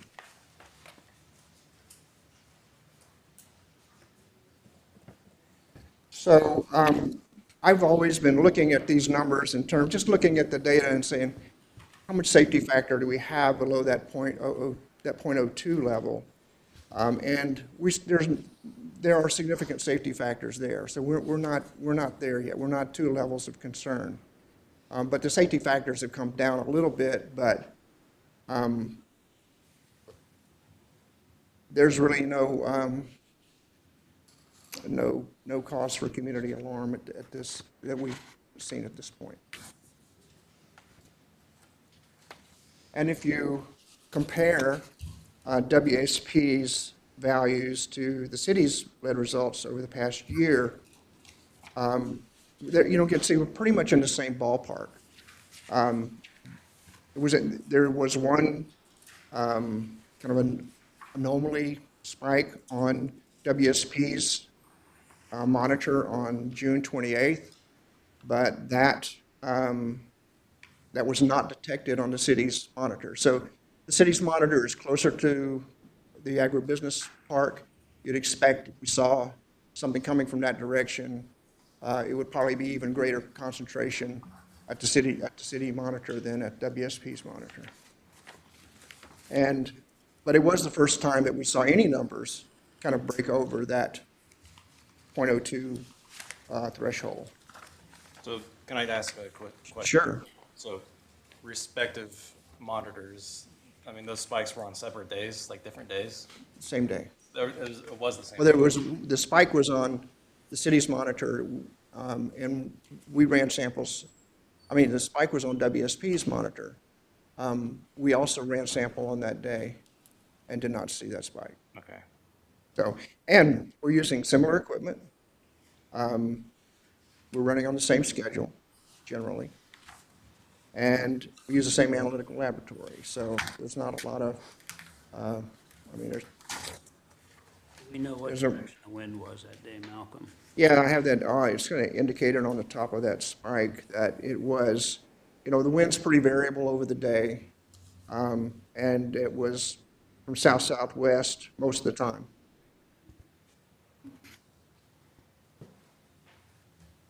You think it's measuring the same thing, in the 628 and the 7? It's just the air, how long it takes to travel? That's two different materials. Yeah, the sampling starts at midnight on that day and ends at midnight. It starts at, at 0000 hours, ends at 2400 hours. So they're running really at the same time. Depending on the wind speed, and on this date, there was, in the 3 to 4 miles per hour. The distance between the monitors is on the order of a mile. So did WSP have a zinc spike or just We lead? don't, all we check for is what Oh, okay. our monitor just. But our monitor did not pick up the lead. It did not. Hypotheses were made, I don't know. So, really, all of the city's heavy metal measurements have been below the community levels of concern. We saw the one lead spike on WSP monitor. It was isolated event, and did not see it on the city monitor. And if anything, the city trend is showing a very slight increase in the metals that we were looking for, and everything being kind of below health risk at this point.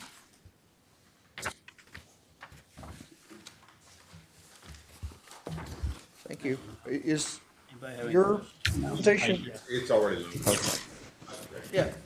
Oh, what? I got I none guess for I would be Malcolm. interested in seeing air quality, just as a comparison to, and I can do that research on my own, to populous cities to see where they would fall compared to us with a factory. Yeah. Well, I don't think there are any, there are very few, if any, locations that exceed the National Ambient Air Quality Standard for lead. At one time, there were some heavy measurements around St. Louis where they had doing lead mining operations. There are typical numbers. They are typically in communities like ours, typically going to be below the community levels of concern. There aren't that many lead monitors to begin with, so finding that data can be a little challenging. Most of the ones in Indiana are going to be around I wonder Chicago. worldwide. I wonder What's that? worldwide, like what their, air quality, I don't know. Yeah, Just they're, for comparison. well, in certain manufacturing locations in Mexico, they have some quite high lead levels. Because we're looking at this, and it all seems very low, but my thought process is, I wonder if you're living on the east side of Detroit, what their air quality would be if it were tested. That's my thought. Right. Like, I would imagine the level's higher, but just my thought process. Okay. I'll stop talking. Yeah, I don't have that information with me today, but I. Oh, I know, I just curious. Go on. Okay. All right, I love it. Any other questions, and then? Nope, I got none for you. I got a couple for Mike, but I'll let him give his All presentation right. first. Well, thank you for allowing me to be here, and it's kind of like you're gonna hear it stereo, but the slides just look a little different. But if you have questions as I go, please ask. Otherwise, I'll answer at the end. This is a standard format. Obviously, you know that we report out to the county every quarter. That's part of a resolution when the company came to Cass County. So I'm using that format, just kind of keep it consistent. So sometimes when people see change, they think maybe something's wrong. So I'm trying to be very consistent.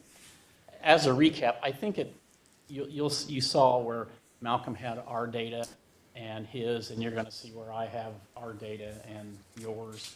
I think that bodes well to the fact that we do work together. I think sometimes people don't think that we communicate. Dave, since the very beginning in Malcolm. We meet quarterly. We try to, as near the time that I would report to the county. So we do share that information. We ask questions. They'll ask me questions about things. So I think the most important is that we are working together. There is communication. It's just not, we're doing our thing and you guys are doing yours. For the first 6 months, as Malcolm said, we put the operation into motion. We began receiving EAF dust, electric arc furnace dust. Our customer is they're referred to as mini mills, any steel mill that is making product from scrap. Burning that scrap, melting that scrap is how they collect the dust, and we're the ones that are taking care of it for them. We receive both by rail and truck. About 30% of what we do is truck, the rest of it is rail, and we'll bring it from a fairly big distance. We're one of the northernmost recycling centers. There's obviously a couple, 3 more to the south. There's still one in Calumet and one in Pennsylvania. They're not ours. We started pelletizing. For you if you're not aware, when you move EAF dust, it's like moving talcum powder. So it will blow. So what we do to make it easier to get through the process is we make little pellets out of it. When the material hits our site, when it comes out of the truck or comes out of the rail, the process starts. We start to hydrate it. EAF dust loves water. So that helped. We bring up the moisture content, and then we pelletize it in, we call it a cone. It looks like a big bowl. We add the dust and we add the pellets, and as it spins, it will start to form balls. Those come out, kind of like a cement mixer will reverse and push the material out. It goes through a dryer. We have a moisture content target prior to the dryer, and we have a moisture content target after the dryer. Those are harder. They go through all the conveyors, and they sit in the building that will obviously feed the kiln. So, and then we did commission the kiln. Our first feed was June 2nd, and over the last few months, our production is beginning to ramp up. So, commissioning of a facility of any size is interesting, and we were no exception. So, we had a lot of days where we weren't running, and obviously, as we've gone, we've picked up that pace. As Malcolm said, and I have a couple of slides at the end. Part of the requirement for the air permit is to do a stack test within 180 days. We did complete that at the beginning of September. There's 11 stacks, and as he also said, that we did have inspectors from IDEM on site a couple of those days just to make sure that it was run the way it needed to be run. Lots of details there. Employment is important. As we sit here today, we have 95 employees. We are one shy of being full. That's the best we've been. I don't think we're any different in the turnover aspect that anybody is. We're all competing for the same people. We have one part-time person, basically, somebody that's going to school, and we used him in the summer, and we're letting them work. You know, any hand that you can have is good, and it's a good investment in following their education path. And then we do have 3 part-time folks. They are drinking. We have a drinking water permit. We do a lot of work to make sure that our drinking water is safe and follows all the requirements, and we have to have special certified employees do the testing every day. So those folks, they work 2 hours a day. They take turns amongst the 3 of them, and we do that basically for the arsenic. If you were to build on our site and land a well, you would be okay. But since we have more than 30 people, we are in a sense like a POTW, so we have to do all that testing. So just to make sure that we're safe in the things we need to do. So we have a very good system to make sure our drinking water is safe, and it has to be monitored by those certified folks. At some point, we'll be able to do that ourselves, but you have to have a couple of years of experience and schooling in order to have carry that certification. So the way I've approached this over the last a couple of years, this is our data. So you can see the spikes. This was the spike that Malcolm mentioned on the 28th. We did do a review. We checked with labs. We checked our equipment. There was nothing on site that would have suggested we had an issue, and that is supported by the fact that the monitor that was closest to us did not see that. So it wasn't, in fact, an anomaly. If you look inside these units, there's just a cloth piece of material that catches material as the unit sucks it in. Something could have got on there. we're not really sure, but we did make sure that the system was following the right protocol. So you see a lot of bouncing around. This is just the raw data in the middle, because this is from the day we started, which was in March of 2021. So you can see even around, say, when we started receiving material at the beginning of 2022, you can see there's lead in the air. It isn't anything that we brought. There is, I hate to say noise or background, but the monitors were picking something up. And as like Malcolm said as well, our monitors, I think for the most part, are identical. We bought them from the same location. The only difference we have is we have two. So every third test, our second one is doing a backup just to make sure that it's kind of a self-calibration. All the other things that you guys do to yours, we do to ours as well. We are using a contractor to do that, and we do use the same lab, which I think gives a lot of credibility to the sharing of the data that we have. So what I do next is I put in the 0.15 micrograms per cubic meter. That is the EPA limit. As you can see, the numbers begin to settle down. It's the same numbers, but that's the target. That's what the EPA is asking for. That's what we follow. Not saying that the level of concern isn't just. It's just how we look at that data. And you can see even right before and then as it goes after the peaks. I mean, it's kind of a naked eye thing, but you can see that the noise is there or the readings are there. The standard is actually, it's not a particular number. It's actually a quarterly rolling average every 90 days. So as our system got up and running, once we had 90 days, we had, we could use that rolling average. So you can see when you put the rolling average to it, it steadies the data out exactly the way the standard is supposed to. You can see where there's a little bit of a bump right in here, and that would correspond to that high reading that we saw. We're looking at numbers. The detection limit, and tell me, Malcolm, if I say this correctly, but of the testing that's done is 0.0007. So we're somewhere. It could have 0.003, 0.02. It's a change in percentage, but they're very low numbers. So it doesn't take much to have you see a bump or an elevated number. So again, great minds think alike. So I thought it was good to compare. And again, we did the same thing. So you can tell if you look at January, the middle number, 1/4 of 2022, that's, we weren't running at that point, but okay, start that first 6 months. You can see there's bumps before we started and there's bumps afterwards.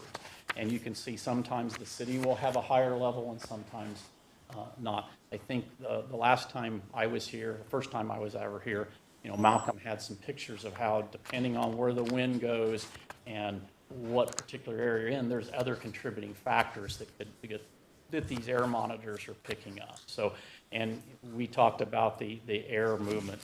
From, I think it was midnight to 8 a.m., the wind was going one direction. From 8 p.m. to the rest of the day on that particular day, that 6/28, it was going in a different direction. So it's hard to say, but when we look at the data, we want to not necessarily focus on a point, but see what it's doing. How is it trending? Are we contributing anything to the numbers?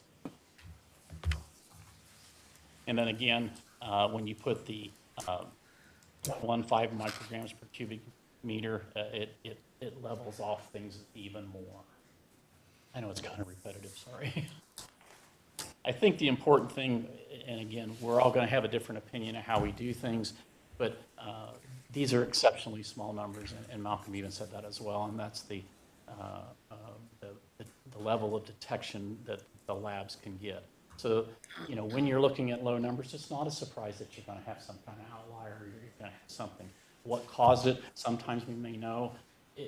When we see something that, I hate to use the word normal, but if we see something that doesn't look like, we're going to go back. We have so many records of how the kiln runs and how our operation runs. Is it something that we can detect? Outside of our property, obviously we're not going to know that. Even when you look at that 3-month rolling average, which included the one particular elevated level, the the rolling average was 0.0056. So it was still very low. And again, we are using the National Ambient Air Quality Standard.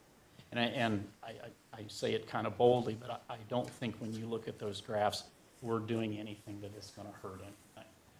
The readings prior to us starting and the readings after, they look very similar. I'm not saying that we can't pick a certain day or time out. We are both, we don't do any extra testing. All of our testing is running on those 6 days that that EPA sets that calendar for. If to make it official, that's what we follow. We talked earlier, or it was mentioned about the stack testing. This was quite an event. It took 2 weeks. We have 11 stacks that were involved. We did, like I said, had 2 IDEM inspectors. They actually sit up on top. If you've driven by, you'll see kind of crow's nests on those stacks. That's where all that equipment sits when they're actually doing a test. There's special ports that they lock into. That's where IDEM sit. They watch the monitors. They made sure everything was happening. The testing was on schedule, and it followed the collection requirements for other process data, and all the quality objectives were met. What that means, it was a very interesting process, one I've never been through. So let's say the kiln, for example. The way they did that test is they would start up and they would run for 3 hours. We had to keep that kiln running for those 3 hours. They would stop, they would turn around and run another 3 hours. I think the kiln actually had 3 cycles. During that time, we're actually pulling samples of all the material that's going in and out of the kiln, that it can be correlated with what was going through the stacks. So it's all encompassing. When we submitted our report to IDEM for their review, it was over 3,000 pages. A lot of that is the data that's part of it. So not just air is sampled, all the materials that the plant is receiving and processing is part of that test as well. Again, we have not heard back from IDEM. It will take them time to go through, but if you look at the 3 metals that are in our permit, lead, manganese, and chromium, when you look at how that site operated, it was less than 20% of the permit level that we are allowed to do. It met the requirements and kind of the plan that we had. And keep in mind, they have to accommodate, if we're not running at a full level, they have to take that into account. So it's not based on what we run, it's based on how that kiln should operate. So if like receiving rail cars, if we didn't have the right number of rail cars, they will extrapolate that data to make sure that it meets those requirements. So we had no issues with our control devices. And I'm not sure if you were aware, but we have 2 fail-safes in our bag houses. If you drive by and you look at a bag house, you'll see they're divided into modules. Some are 3, some are 4. The main one is 14. Inside each of those modules is a particulate sensor. It's to make sure, because there's bags in there that catch the material and push it back into the system. And if one of those would happen to have a leak, those sensors would go off. It tells us to shut that module down. Our bag houses are all designed to have 1 extra, so we can always be doing maintenance on something. So those sensors worked the way they were supposed to do. And then the next sensor is inside the stack. That is the one making sure that I'll never say there's not anything coming out of the stack, but that is to make sure that it doesn't exceed that limit. So you have the safety, the first safety that we catch are any bag issues, and then you have the stack itself. And from a particulate standpoint, everything was very low, and these sensors that are to check for that, it was hard for them to distinguish between nothing and being in operation. So the particulate amount coming out was very good, as in it's not a lot coming through the system. So what it tells us and what we've learned so far, the bag houses we've had, the systems we've had to protect the environment are working exactly the way they're supposed to. That's my last slide. Any questions, anything I can answer? Yeah, you started last year, 2022, January 2023. What production? Are you at 50%, 20%, 90%? Our best month was in November, and we were probably just shy of 90%. 90%. Okay, is there any byproduct off of this? You have 2, and Malcolm alluded to it in his presentation. So 70% of what goes in is basically an iron-enriched material. 30% is your zinc oxide and your your other metals. That's our juice. That's what we're collecting. That's what we make our money on. So the iron enriched product, one of the best outlets for that are cement plants. So once we started running, we have cement plants that are taking our material to test it. Hey, will this work? And we are now actually getting very close to being able to ship it. In that interim, it went to the landfill. Okay. It so has to when you pass. send it to the landfill, what do they, is it in barrels? Is it No, it goes by dump truck, covered dump truck. just a covered dump truck? Yep, and it has to pass. Is there a special place they put it out there? They do keep it separate. I can't tell you exactly how they do it. I know that they do it and they cover it regularly. Has to pass T-clip test before it can leave our site. If it fails a T-clip test, and what it would fail for is basically too much zinc, which means we didn't get all the zinc out. We run it back through the kiln and get it down to where it's an acceptable level. Yeah, but if you're not getting all the zinc out, you're losing money. Huh? That's exactly right. There was a term that was used prior to me getting hired, and I think it got taken out of context, where we are incentivized to do what's right. Well, you are, because all those metals and that zinc that we sell, and right now all of ours goes to our parent company in Monterey. That's our value. Those metals that we're recovering out of that EAF dust, and zinc being the primary one. So that is, if it's on the ground, it's not doing us any good. Well, no, I agree with you. So the stuff you send then to use in another product, Mexico, how's that shipped? Rail. Rail? All zinc oxide goes out by rail. Okay. Is that covered, uncovered? It's hoppers, enclosed hoppers. Hoppers, sort of like coal? Yep, and they're all sealed. Oh, they're sealed? Yes, and you have very special requirements, like the dust that comes in. Yeah. Whether in truck or rail, you have special seals that are going on there, and like the rail, for example, when we empty a rail car, we inspect it and we reseal it, and then we send it out to the mill. They fill it. They never touch the bottom. They only touch the top. If that rail car comes back and it doesn't have our seal on it, that's a warning to us, and we have to investigate, because no one's touching the bottom. So we have a very specific process. It's covered by DOT on how we ship the cars, how we clean the cars, how we prepare them to go back when they're empty.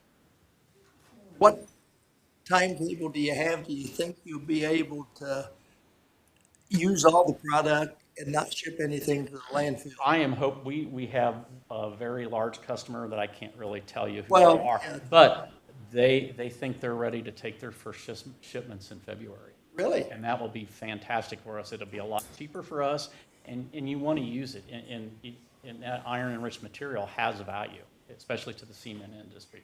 It also potentially could have value back at the steel mill, because if you listen to that industry, scrap's getting harder and harder to find. And we have a pretty decent iron content on our byproduct. Mike, does any of that go, when you're talking cement, Esrock is a cement plant, is it not?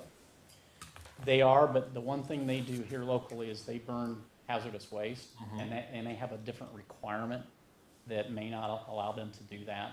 I'm not saying they can't.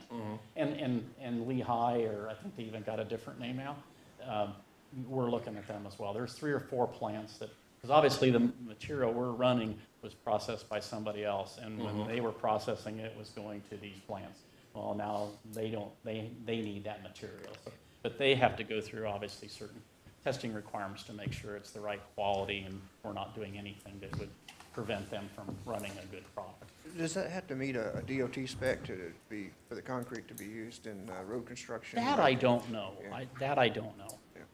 Yeah. I know there's a variance that you have to have, and we have on our WIP that would send it to cement plant. Can you share anything with us today regarding phase 2? At this point, there's been no decisions. It took us, it's not a secret, it took us a longer time to get going, get the construction completed. So we're just trying to get through a lot of that right now. I don't have a timetable for that. That's something that's going to be made at headquarters, and right now I just don't know. What does phase 2 mean? Second Like the kiln, second meeting- kiln. You're just gonna have more kilns? Yeah, the way the permit was applied for, it has two, and in the permit, it notes the size. Yeah. Notes the annual production that we can have, so everything was permitted for both of those, and a lot of the infrastructure on site actually is already there, underground conduit, the buildings were sized for 2 kilns, so, and it makes good business sense because the kiln has to be cleaned regularly. So steel mills don't stop. It's nice to have a backup and be able to handle that production. And again, you want to recycle this material. You don't want, steel mills don't want this going to landfills. It just doesn't make sense. It has value. I agree. I mean, and like you said, every byproduct you send out there, it's like sending dollar bills. I got no more questions. Anybody else? As always, you are welcome to come. Just reach out.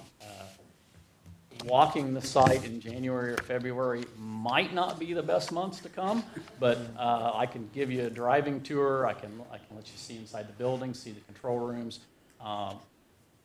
Visiting takes a lot of the mystery out of what the facility's doing, and I think it's good to have people come out and see it. I want to say thank you, Mike, for being so nice to my friend Malcolm. That's not hard to do, actually. All right. Thank you both. Thank you, guys. Thanks, guys, appreciate it.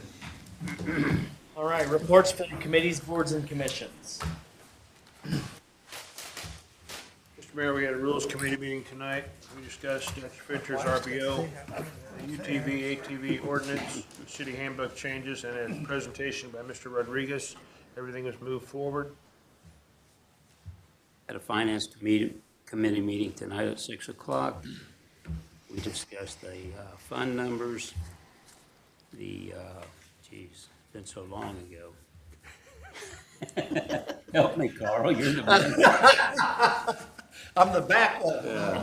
All right, so like those films that old Mike's got out there running, we don't want them to fail. I got it, All tax right. abatements, there you go. And what was the third one? Oh, and the Erie Avenue, we had the information from Andrew Wolf. Thank you again, Andrew. Very good. All right, on to old business, ordinance 2022-51. Councilman Nelms. Ordinance 2022-51, an ordinance of the Common Council of the City of Logansport, Indiana, approving an additional appropriation from the general fund for the payment of IRS penalties and interest. Mr. Mayor, I ask for a vote on ordinance 2022-51 on its second reading. I got a question.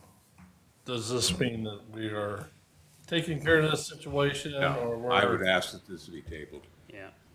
This is brought forward because we've tabled it each month, and we're still in the process of getting a finalization. Okay. So. Are we getting deeper and deeper into debt with this dragging out? Hopefully not. Would you agree, Kelly?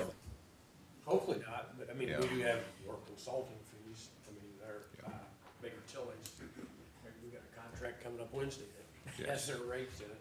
But that's our lead. I mean, you have to have them. We really, what's really, I don't know how much everybody knows on this, but it's not that they didn't get money from us. It wasn't that there was money that should have been paid that didn't get paid. It was information that they wanted about who was covered with health insurance under the Affordable Care Act. And we had people that were all covered by city insurance. So it was kind of like a penalty that got stuck on for, somebody got ticked off, I think. Anytime dealing with the IRS, you never know what they're gonna do, so. But I make a motion to table. Second. Any further discussion? Call for question?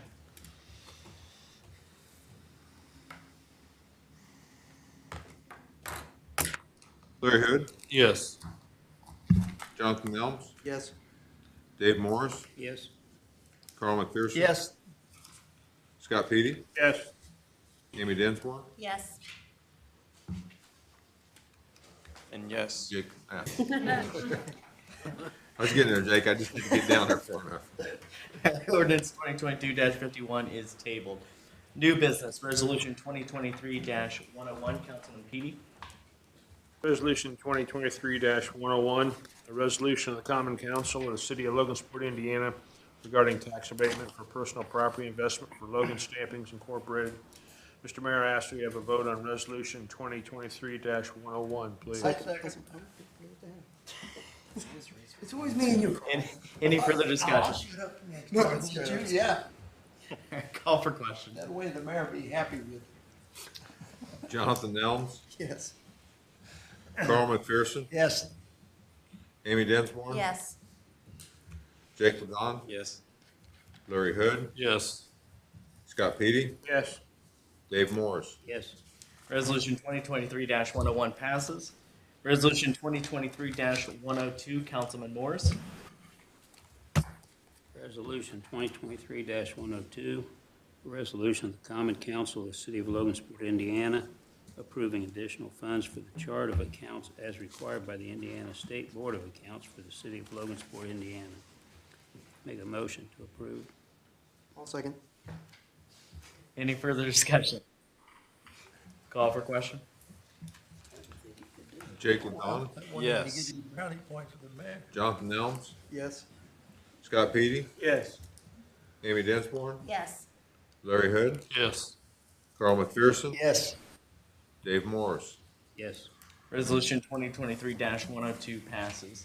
Any public comments? Anyone in the audience who would like to make a comment, please come to the mic, state your name and address for us. Seeing none, council member comments? Let's make a couple. Again, Andrew, thank you for traveling over here tonight to bring us up to speed on Erie Avenue. And Malcolm and Michael, thank you again. I think it does the community good to hear from both of you and the continued monitoring that we do for the city. Thank you very much. And I got one here, and to be short. Thanks for the email, Mr. Attorney, on Officer Jones, and can you bring us up? Is he an employee, isn't he an employee, or are we still in the process? I mean, his spot's been filled twice, over. I did, okay, but what I'm asking, has he been terminated? Has he been reinstated? He hasn't applied to be reinstated. Okay, so he's still on the employment chart with our HR department. I think that's being. She's gone. I don't blame her. Her husband is probably all worried about her. You know, we should start this meeting at 4 o'clock, Scott. That's right. Okay, Yeah, no, that's been straightened out. okay, is it still between the attorneys then? I didn't come to the board of works, so I didn't know. All I know, when I talked to the HR, he's still on the employment. He has not been terminated, he had not been reinstated. I think they're cleaning that up. He's not employed in any fashion. He was on a list, and his name was on that list, and I think that's being taken off from Marla's standpoint of the HR, and I think we got it taken care of down at the station. Okay, I didn't understand that. So he's no longer employed. So has he been fired, or did he resign, or what happened? He was suspended years ago.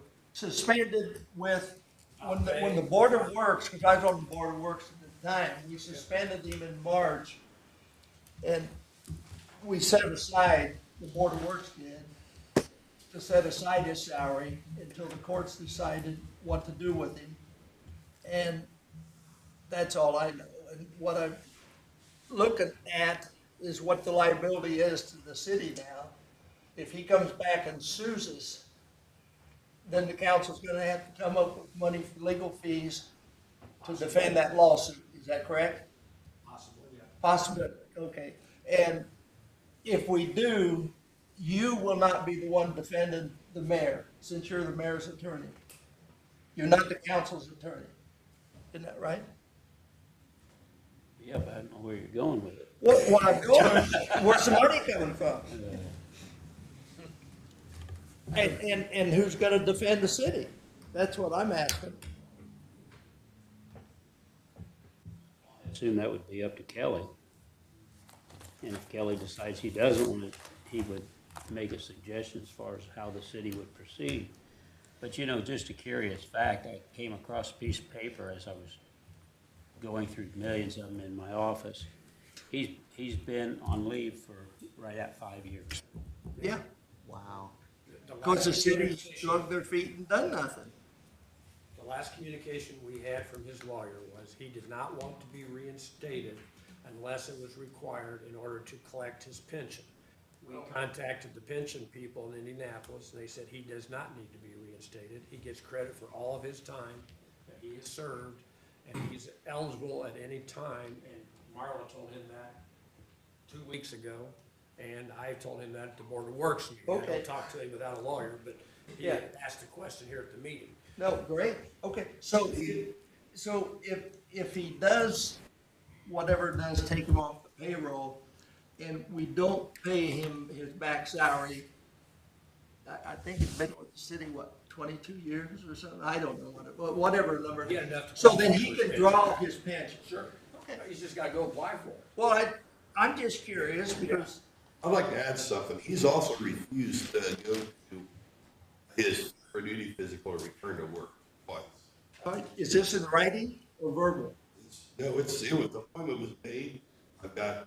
He refused to go. He did not show up at his. Okay, did he send a letter, or he just didn't go? No, he just didn't go.